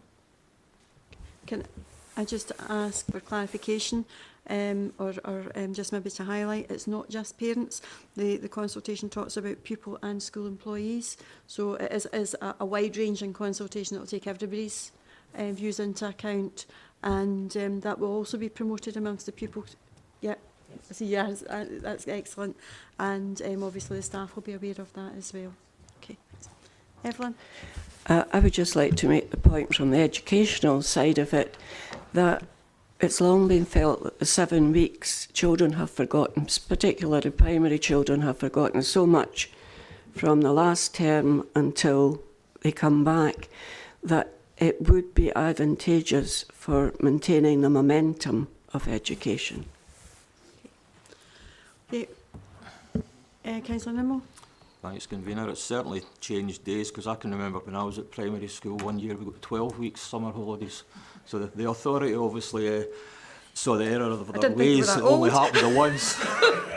And it wasn't yesterday, I hasten to add as well. Kenny, you mentioned that there's no implications with regard to the report. Is there any academic benefits for the pupils? I know it's only a week that we're changing at the moment, but is there likely to be any benefits that way? Councillor, if you don't mind coming in, basically just to reiterate what Evelyn was saying there about actually there's quite a significant body of evidence that shows that young people's learning does suffer if they have extended breaks away from schools, and I'm sure that our colleagues across all ages and stages will testify to the fact that when they come back after the summer holidays they've got a number of catch-ups to get to remind certain pupils of what they had previously remembered the previous year and to re-engage them in that learning process. So again, I think it's recognised through national and international research that there is benefits from having shorter periods away from education. But obviously there are a number of factors we need to take into consideration, as Robert's alluded to, that we will probably explore over the coming years ahead of us. But I think it would be a positive step forward. Thank you. Councillor Reid. And hope more than anything else, will you be consulting grandparents as well? That wasn't one of the on the list, but I suppose it is, yes, yes, but carers. it's quite difficult. Isn't it? I was only half joking. You're right, yeah. Can I ask on the back of that nursery? Will the parents with nursery children be involved? Without the early evening. Coming into the schools as a grandparent of a nursery child, so it's kind of the same thing. Yeah, the parents and carers are nursery.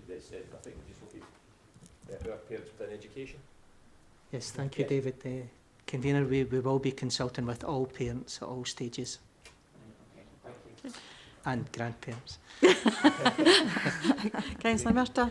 Yeah, I'm not quite a grandparent yet, but I could give you my consultation response across the table right now if I was to give you one from a parental point of view.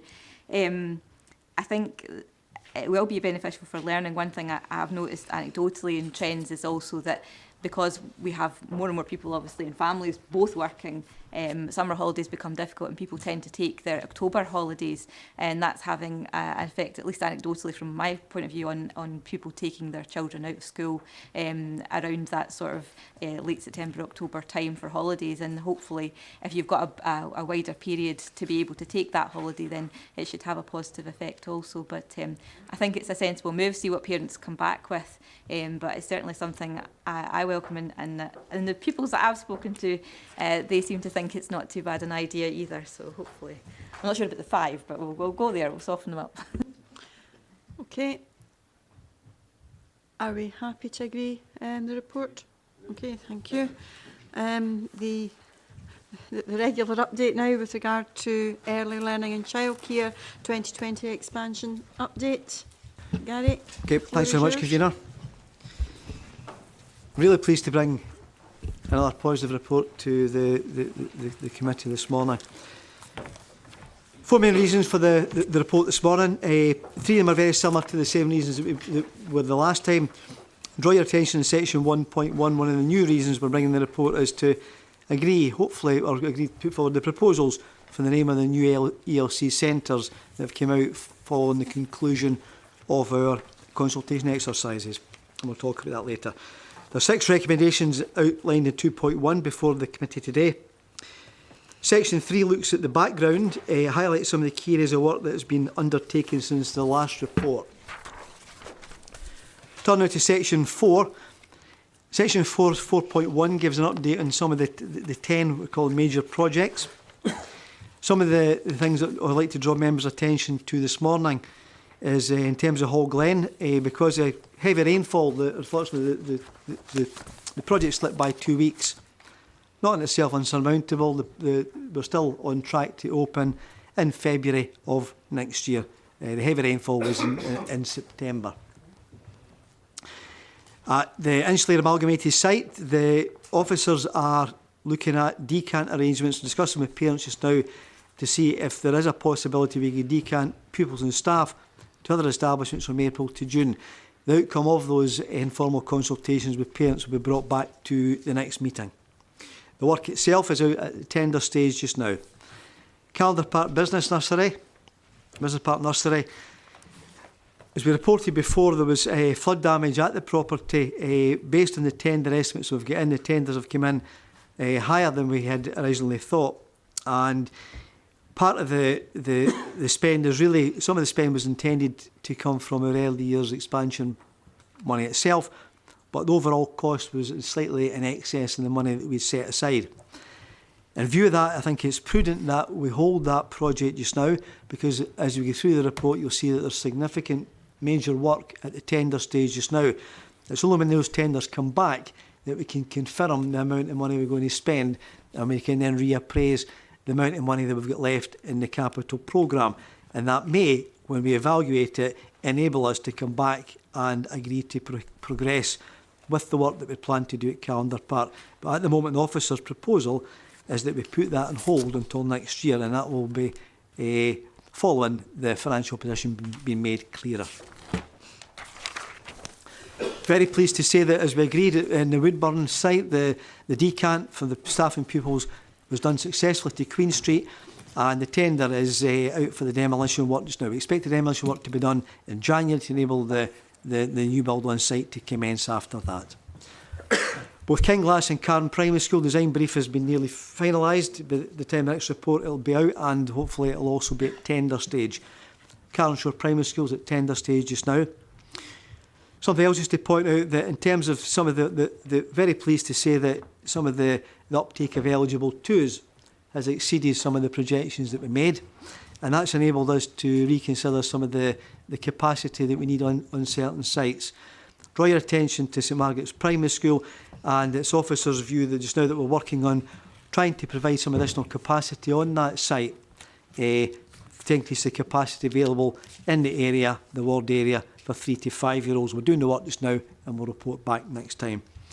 Denny Primary School, we had slightly to delay the completion date because the completion of the extension really affects the infrastructure of the current boiler and plant room, and we need to carry out work to improve and increase the capacity at the boiler and plant room. Unfortunately, the time to do that work really is the summer holiday period, so that it doesn't disrupt anything that the school's doing. So that work's been put, the completion date's been put back to August 20 to enable us to do that work at the plant room on site. Murray Primary School, again, we've mentioned here that the demand in the eligible 2 year olds in Grangemouth has grown quite substantially, which is a good news story. That's enabled us to look at it and reconfigure some of the projections we've made. And the outcome of that is that we are moving to the model we originally planned for Murray from a 1A to a Model 3. That enables increased annual capacity within the area. So again, within the Grangemouth area, moving to a Model 3 gives us an increase in annualised hours that we've got in that particular ward. Section 4 provides an update on where we are with the Phase 3 projects.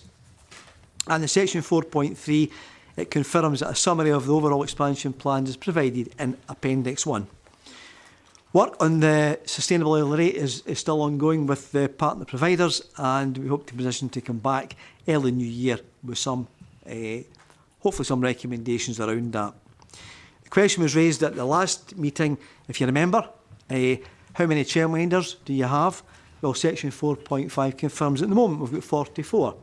We expect in the coming months that number will grow, and we also expect in the coming months and years ahead that the use of childminders will grow also as well, which is a good news story. Section 4.6 just confirms we are with the Mavis mealtimes. At the current moment, we're waiting for the National Nutritional Standards to be issued, and that will enable us to relook and recalibrate, very pertinent with the demonstration and the overview that Stuart gave earlier on, about the meal choices and provisions that we make in school. So once that guidance comes out, it will enable us to look and tailor our meal options to suit. So there's more on that to come. Or you'll get your second course in that later on, I suppose. Maybe that's a bad pun. 4.7 looks at the emissions policy. Significant work is going on behind the scenes with lots of officers, mainly in David's team just now. Effectively, cut a long story short, put it in context, we're moving from a hybrid model of catchment areas to both catchment and ward areas. So the proposals on the changes to emissions policy will come back early next year. Section 4.8 and 4.9 just outlines some of the positive work that's still going on in terms of recruitment and the communication. 4.10, and I can't stress this, all these reports are live, they change as we speak, and you'll see that in a minute. The Following the agreement with the committee last time, we went out and undertook consultation at Bonnybridge, Kinnaird and Hall Glen around the proposals for the names of the new ELC centres. As mentioned in the report in section 4.10, the Bonnybridge Centre, following the consultation, the preferred option is Bonnie Park ELC Centre. In Kinnaird, at the time the paper was written, we hadn't, as I say, concluded the votes, and we hadn't concluded the votes at Hall Glen. We've now done so, and I'm pleased to say that the proposal for Kinnaird ELC Centre is Kinnaird Waters, and the proposal following the consultation with parents at Hall Glen is Glenburn Early Years Childcare Centre. So that's not in the paper, but I'm sure that I'm looking to my learned colleagues at the top to see that we can accept that, because it's a real-time change to the paper. So the proposal would be Bonnie Park for Bonnybridge, Kinnaird Waters for Kinnaird, and Glenburn for Hall Glen. In section 411, it confirms that we've agreed to fund a temporary business support, customer business support assistant for January to August. It cost us £17,000. I think it's quite important that we do that. Our finance teams, I can't stress some of the challenges I've had around the significant changes we've had to make to the calculation of entitlement and the calculation of charges that would apply to parents.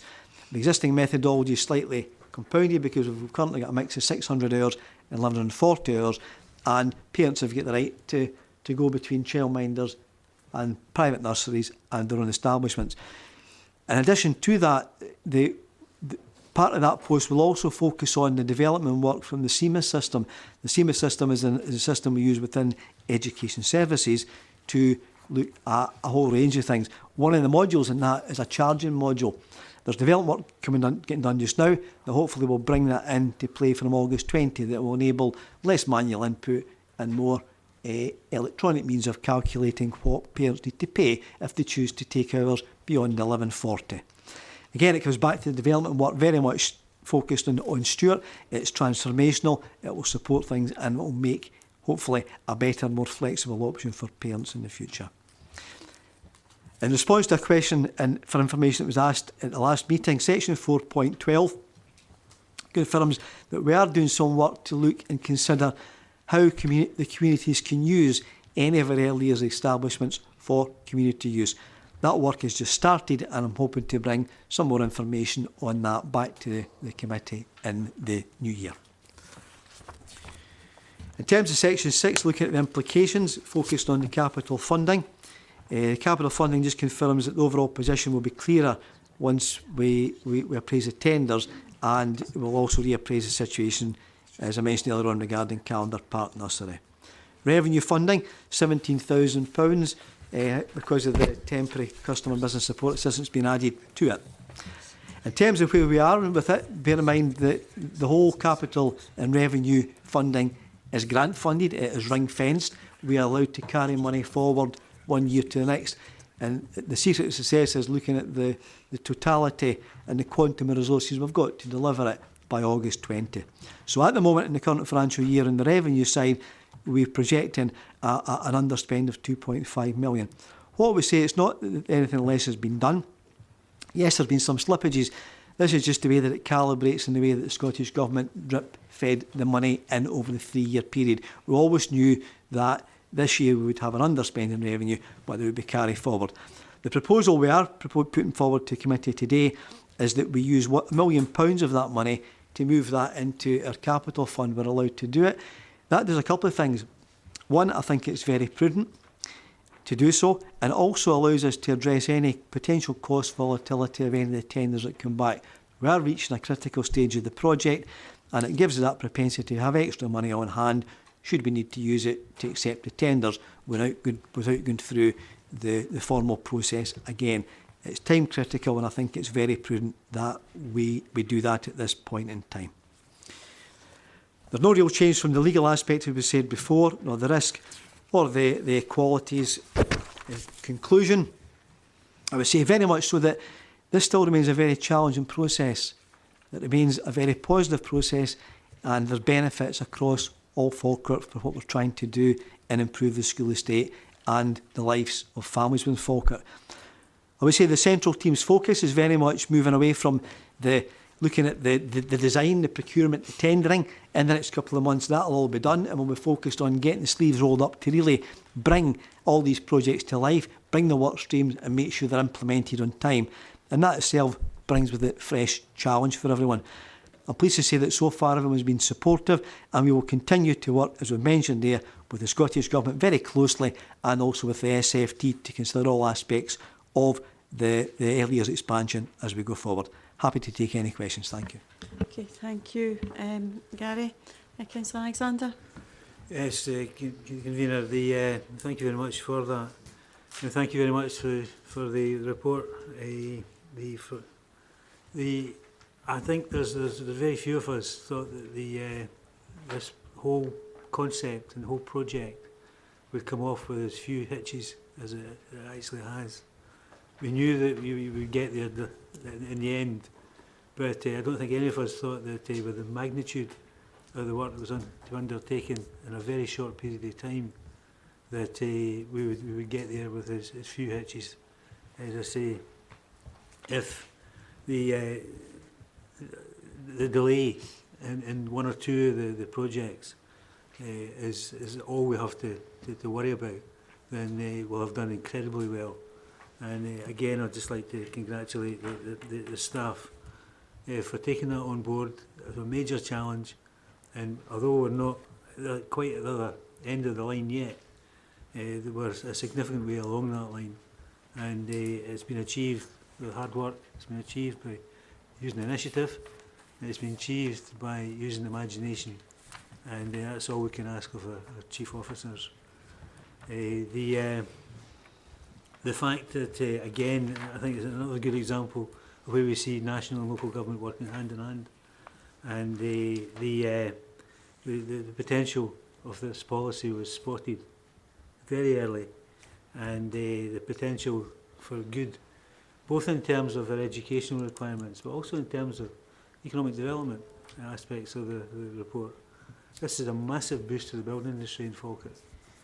The number of projects, individual projects that are part of this scheme is fantastic, and you know, there'll be youngsters who, we spoke about the 9% earlier on, the youngsters who will be taken on as apprentices, the youngsters who are taken on in different aspects of the employment local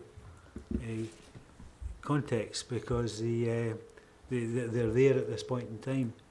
And you know, that's to be welcomed. There's tradesmen who will be subcontracted to the main contractors, who are bringing money into Falkirk, spending it locally, and giving the economy a boost. In terms of the recommendations themselves, or in terms of the project updates, then again what we've seen is that a very positive response to the concerns that were expressed by members of the committee, the worries rather than concerns, and we've seen these addressed. We've seen the programme come forward, and I think that's a fantastic achievement.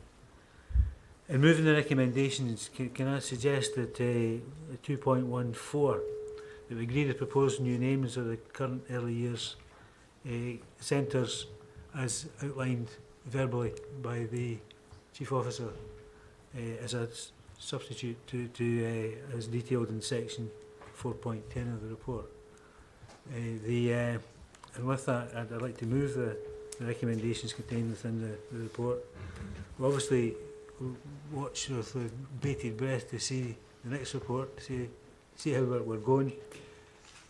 Particularly keen on the Woodburn, as you're aware, convener. That means a lot to that particular community, and I'm glad to see that it's progressing. That's the end of the parochial bit. The thrust of the report and the thrust of the comments that I've got to make in support of the report is about the global picture throughout the district, and the fact that this is the biggest single shake-up of preschool education there's ever been, and it's been undertaken with an education authority that has been on top of that particular challenge since day one, and I'm very grateful for that. So with that, convener, formally move with that change to the written recommendations contained within the fourth bullet point of 2.1. Okay, thank you. Councillor Murtagh. Yeah, I'm happy to second, and I will just say that I think that the fact that we can adjust the models as time goes on, and even at this early stage, shows the flexibility in the system, and that when we said that at the beginning, that was very much meant, and it's been demonstrable as part of the process. And I think that the level of engagement in terms of the choice for the names has been very welcome too, and about the parents, I've heard discussion of it, even though my first choice for Kinnaird is not chosen. That's democracy for you.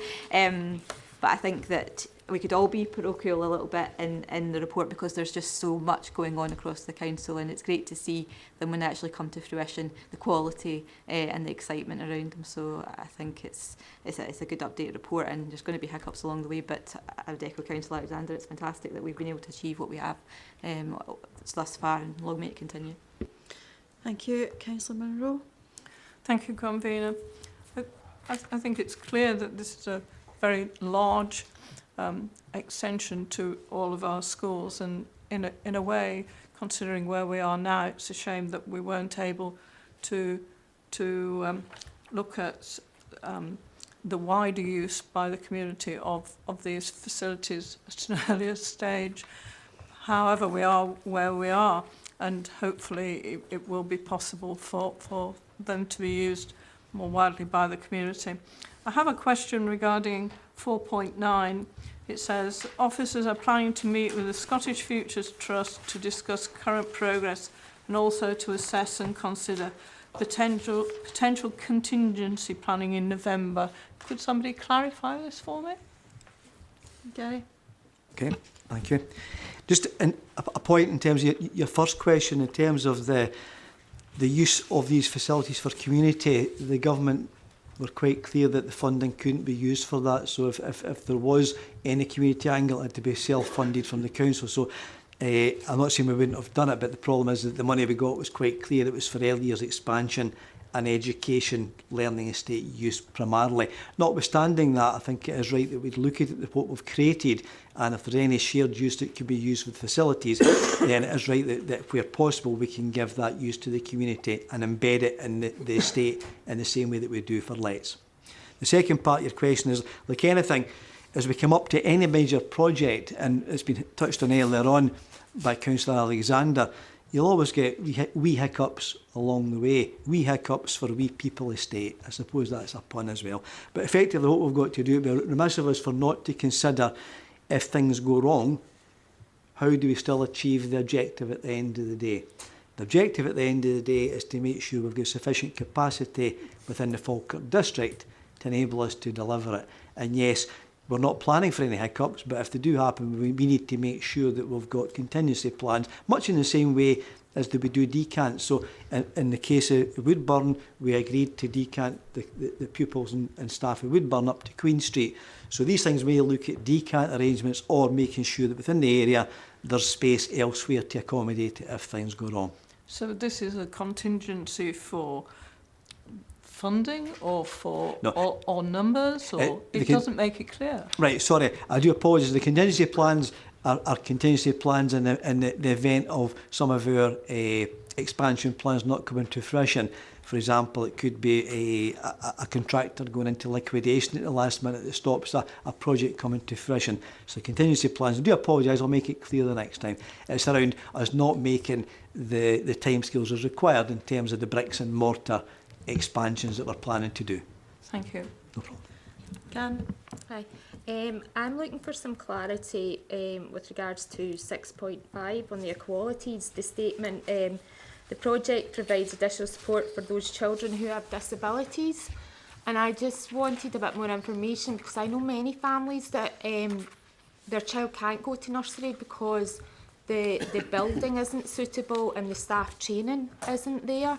And parents are excluded from a nursery education. So looking to understand more about that, and also, has there ever been a discussion about specialist nursery provision? Because we have many children who are put into their local nursery knowing that they will not go to that school. Thank you. No, it's actually something that we've actually been recently discussing at the project board, and it's something that we're very mindful of in terms of actually that information that you've described in terms of the availability of resources and placements. So what we're currently doing is engaging in a central review of our establishments to make sure we identify those provisions that we can ensure are brought up to standard where they fall short. We're also considering, as you said, about that specialist placement, and that's going to be the subject of a future paper that we're looking to bring to committee in the new year in terms of that, because I do think it is something worth considering, and it's about that concentration of specialist resources around children with specific needs that require higher level of interventions and supports, and I do think it's a very valid observation you have made there, and it's something that we will be looking to proactively address in the near future. In terms of placements of children with additional support needs, and as we've been going along the project, we have been consulting with our pre-5 home visiting team and additional support needs teams and finding out what is the best placement for our children with additional support needs. So we do have some children who we've placed with childminders because we've identified that those needs are best met in a much smaller homely environment than a large nursery. But we are looking at being very proactive about our training of our staff rather than reacting to children that are coming in with additional support needs, and that's done with the early intervention team and our pre-5 home visiting team. Yeah, it's just, I mean, my son was part of that team and it kind of stopped at age 3, and then there was this gap of 2 years, and that's what I'm saying, it's a very lonely and isolating time for parents, so we really need to be really focusing on this area, personally. Councillor Nimmo. Thanks, Convener. Gary, just in relation to the Calendar Park nursery, when we actually took it over, did we survey the building?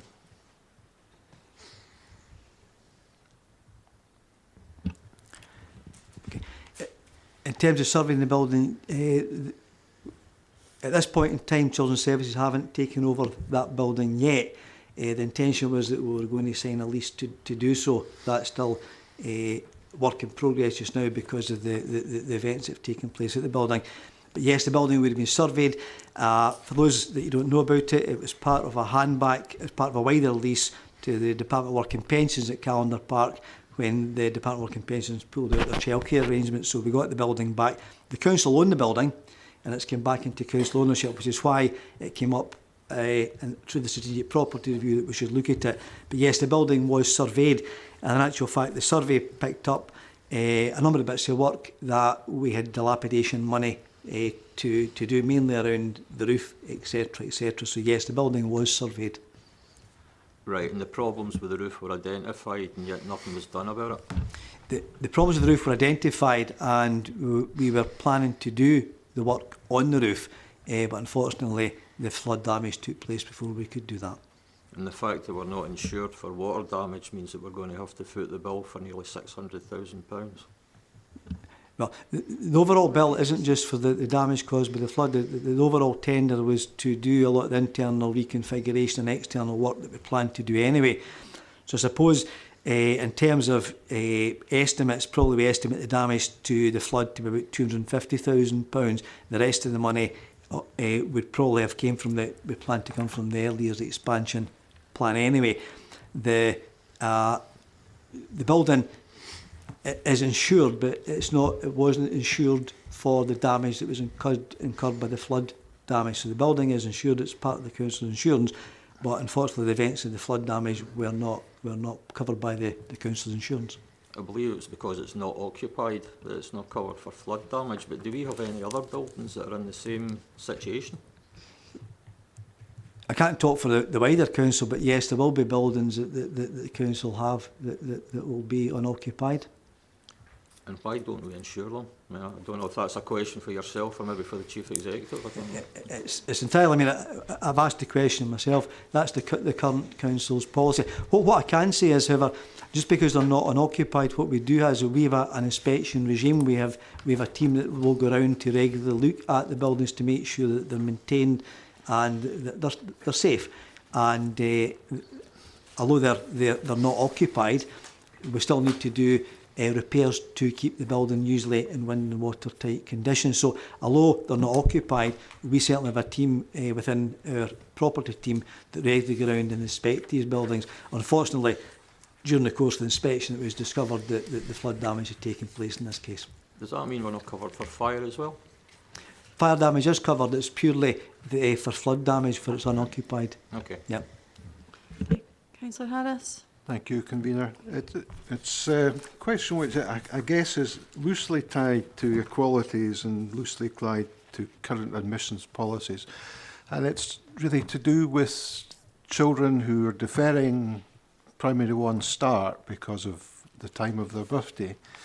And I'm just wondering, I've not been aware of us having, is there a policy that we have in terms of the money following the child if they're going to have an additional year of nursery, funded nursery place prior to taking up a later entry into primary school?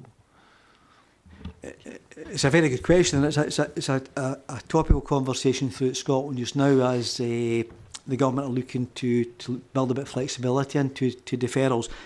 It'll be an area that we'll cover when we bring back the admissions policy.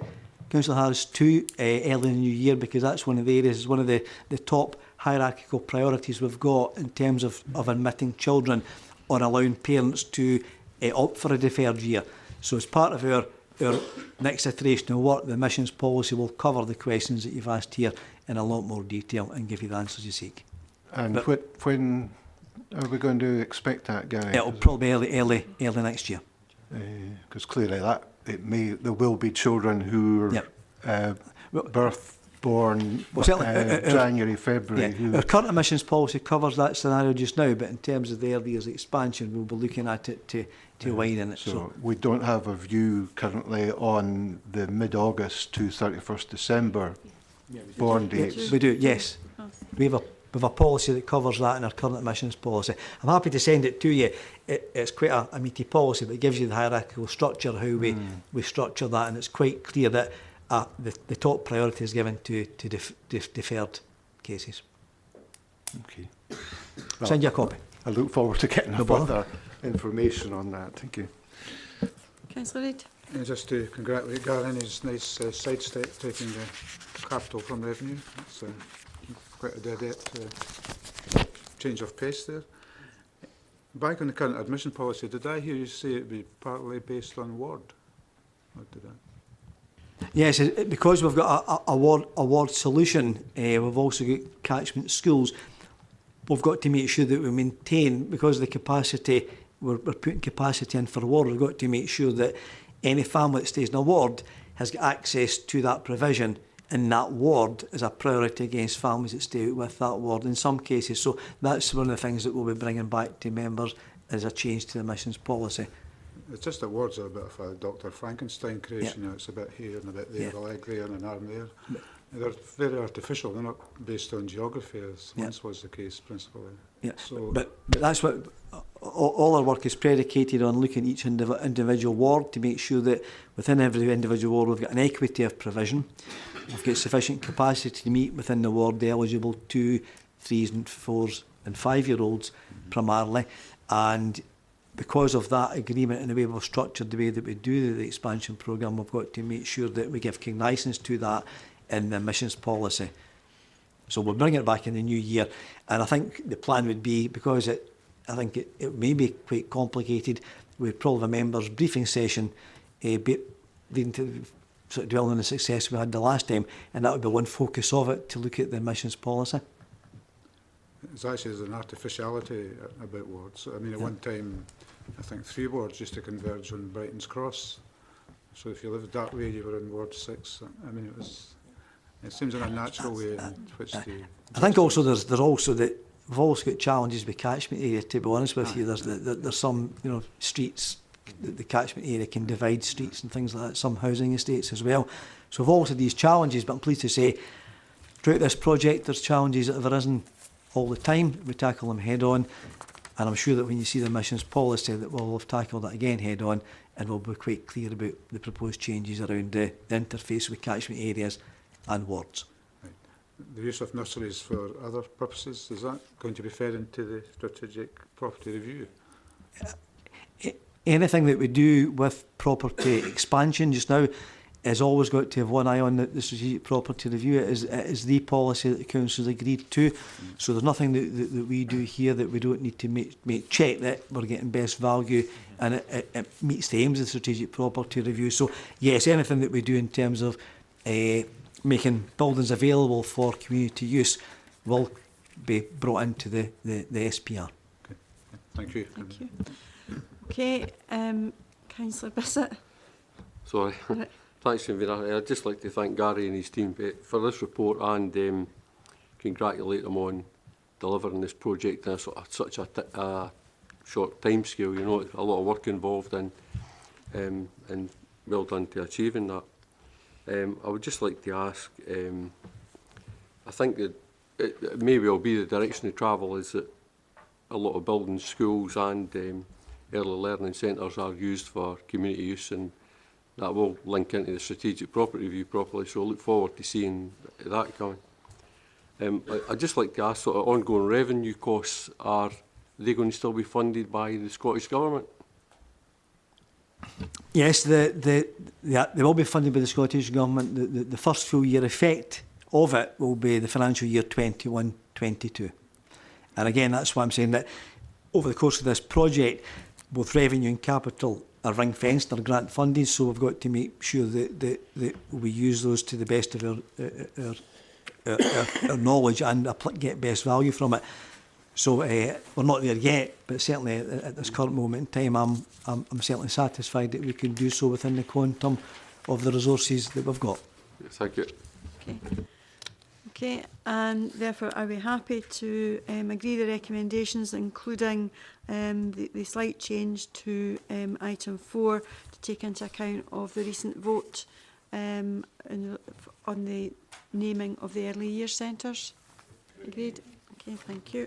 Our final item, and this was one that was requested at the last meeting, is in relation to community halls, update on transfer and disposals. Gary? Okay, thanks again, Convener. As you said, the purpose of the report was in response to a query that was agreed at the last committee meeting to give us an update on the position. The recommendation therefore in 2.1 is merely to note the report following that request. Section 3.1 shows the background to why we're doing the transfer, or indeed the closure of the community halls. Section 4 sets out a number of things. It sets out where we are today with the disposal or selling of the property. And 4.1 shows one has been sold and one is currently under offer. Where we are just now in section 4.2 confirms that there's 5 halls that we're working with the management committee to finalise or agree and get the leases signed off. And we expect a lot of that work to be concluded very soon. Also section 4.2 it confirms that officers do liaise with the management committees to ensure that halls are in a reasonable condition and are wind and watertight. And sometimes to support that, we're also helping to support the management committees to attract external funding. A summary of the overall progress in all the halls is attached as Appendix 1. One of the key challenges we've had in this, and members say, you know, this has taken some time. Well, the first to say it has taken some time, but there's been quite significant challenges all the way along with this. And some of the challenges are laid out in section 4.3 to 4.7. One of the things we've got to do is make sure that we also offer support to management committees to become fully constituted committees. And at the same time, that may be in their best interest to be registered as charities. So our officers will also help support the registration with the Scottish Charity Regulator. And that there's a couple of things. It also opens up for management committees a wider access to external funding. So it's quite important that when we're doing it, we also look one eye in the future and supporting them. If there's a way to help them attract external funding, that's what we'll do. Again, this takes time because they've got to go through their own governance procedures. They've got to go through the governance procedures that lay down by the Scottish Charity Regulator. And unfortunately, that takes time. One of the big barriers to time is that when we're looking and meeting with these groups, and Mark and his team go out almost every week, probably every week, I said almost, they go out every week to talk to these groups, is that a lot of the groups are run by volunteers, and sometimes the volunteers are working, and sometimes not always to have meetings at times in places that we want. So sometimes the meetings are moved to a more infrequent process, just to meet the needs of the local volunteers that support the local communities. We've also signposted as part of the process in the leases the groups to get independent advice on the leases. It's important that when the council issue a lease, the local groups have got a chance to take their own legal advice on it to make sure that the lease that we've got is right, it covers what they want, and it covers what they expect of the council. So I'm pleased to say Community Ownership Scotland and the Falkirk CVS have helped support local groups in helping them understand the complexities with the leases, and indeed they made some suggestions back to the council, and some of these suggestions have been enacted, and they've meant that some of these leases that were original issues have been changed and they've been reissued. And Section 4.8 also confirms that we've now got in place a multi-service based process which involves officers from a number of council departments in setting up the process. So because we've now got the process set up and it is aligned to the current legislation for community asset transfer, it will also mean that any future community asset transfer requests that come forward are dealt with in a speedier and a more succinct fashion than they were in the past before we had the process in place. So that's a positive. In terms of Section 5, the consultation remains to go on at a pace, because although we're supporting off the halls that are in the lease processes now, we're also helping answer queries from other committees and other groups that are interested in looking to take over some of the other properties further down the line. In terms of Section 6, looking at the financial and resource part, we are supporting some of the halls in the management committees by offering parachute payments. The parachute payments are outlined in Section 6.2.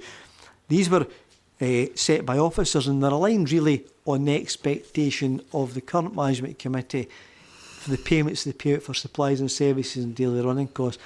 Through the consultation period, it's right that committees get some bit of support to enable them to come up to the full standard of expectation in a couple of years, and it gives them that financial support over the first 3 years. So the figures there are total figures that will be paid out over a 3-year period. The risk in Section 6.4 is that should any of the leases be unsuccessful, then yes, the question is always asked, who then owns the building? The building would revert back to council ownership if that was the case. It would return to the council. The qualities and sustainability environmental impact are outlined in Section 6.5 and 6, very much geared to support local communities and support the aspirations of local people to meet the local needs. And Mark's here and we'll both do our best to answer any questions that you want. Okay, thank you, Gary. Councillor Alexander. Yes, Convener, thanks very much for that. Of course, this is very much part of the project of investment in our policy of investing in people rather than in bricks and mortar.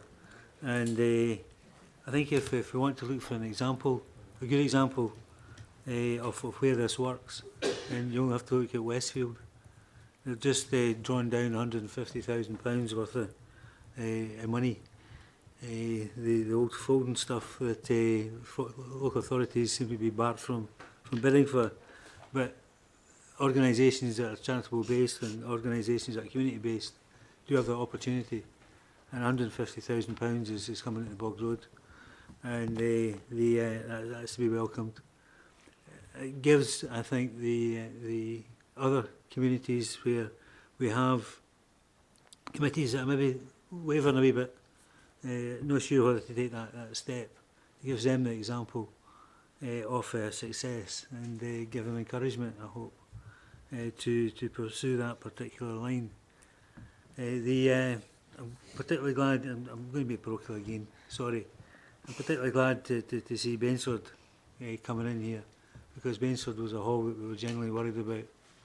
I thank yourself, particularly convener, because you started the process of getting an end solution to the Bensford situation, and you had the support not just of myself but of Councillor Bissett as well, and that's to be welcomed. So the details of the report are contained within it. It's pretty straightforward, and it's along the lines of previous reports to committee. I would ask that we move forward at pace with the committees that are in post just now.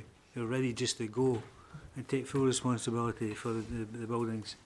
We have seen the advantage that Westfield have gained, and if we can get those completed as a matter of priority, then again I think it will create a sense of momentum, and it's important that we get momentum. So with that, Convener, I'd formally recommend the report for no time. Thank you. Councillor Colley. Just in seconding the report, I just want to recognise the huge amount of work that has been undertaken by officers and the communities involved, and look forward to seeing the formal leases move forward with those groups that are already in place. Thank you. Councillor Bissett. Thanks, Convener. I would just like to sort of put on record that the Westfield Management Committee have done an excellent job. Betty Cook and the rest of them in raising securing £150,000 over 3 years. I think that was a lot of work involved, and well done to them for achieving that. I would just like to ask Gary if you could maybe expand on what the money is for these parachute payments, actually what they do with that money. I mean, actually, I was going to say it's for a small hall, it works out at £17 a week, and for a large hall, it's only £22 a week. So it doesn't seem an awful lot. So, given that we're trying to get these groups to take them over and give them some encouragement, what is the money specifically be used for? Okay. And I think you raise a very good question. The parachute payments are really,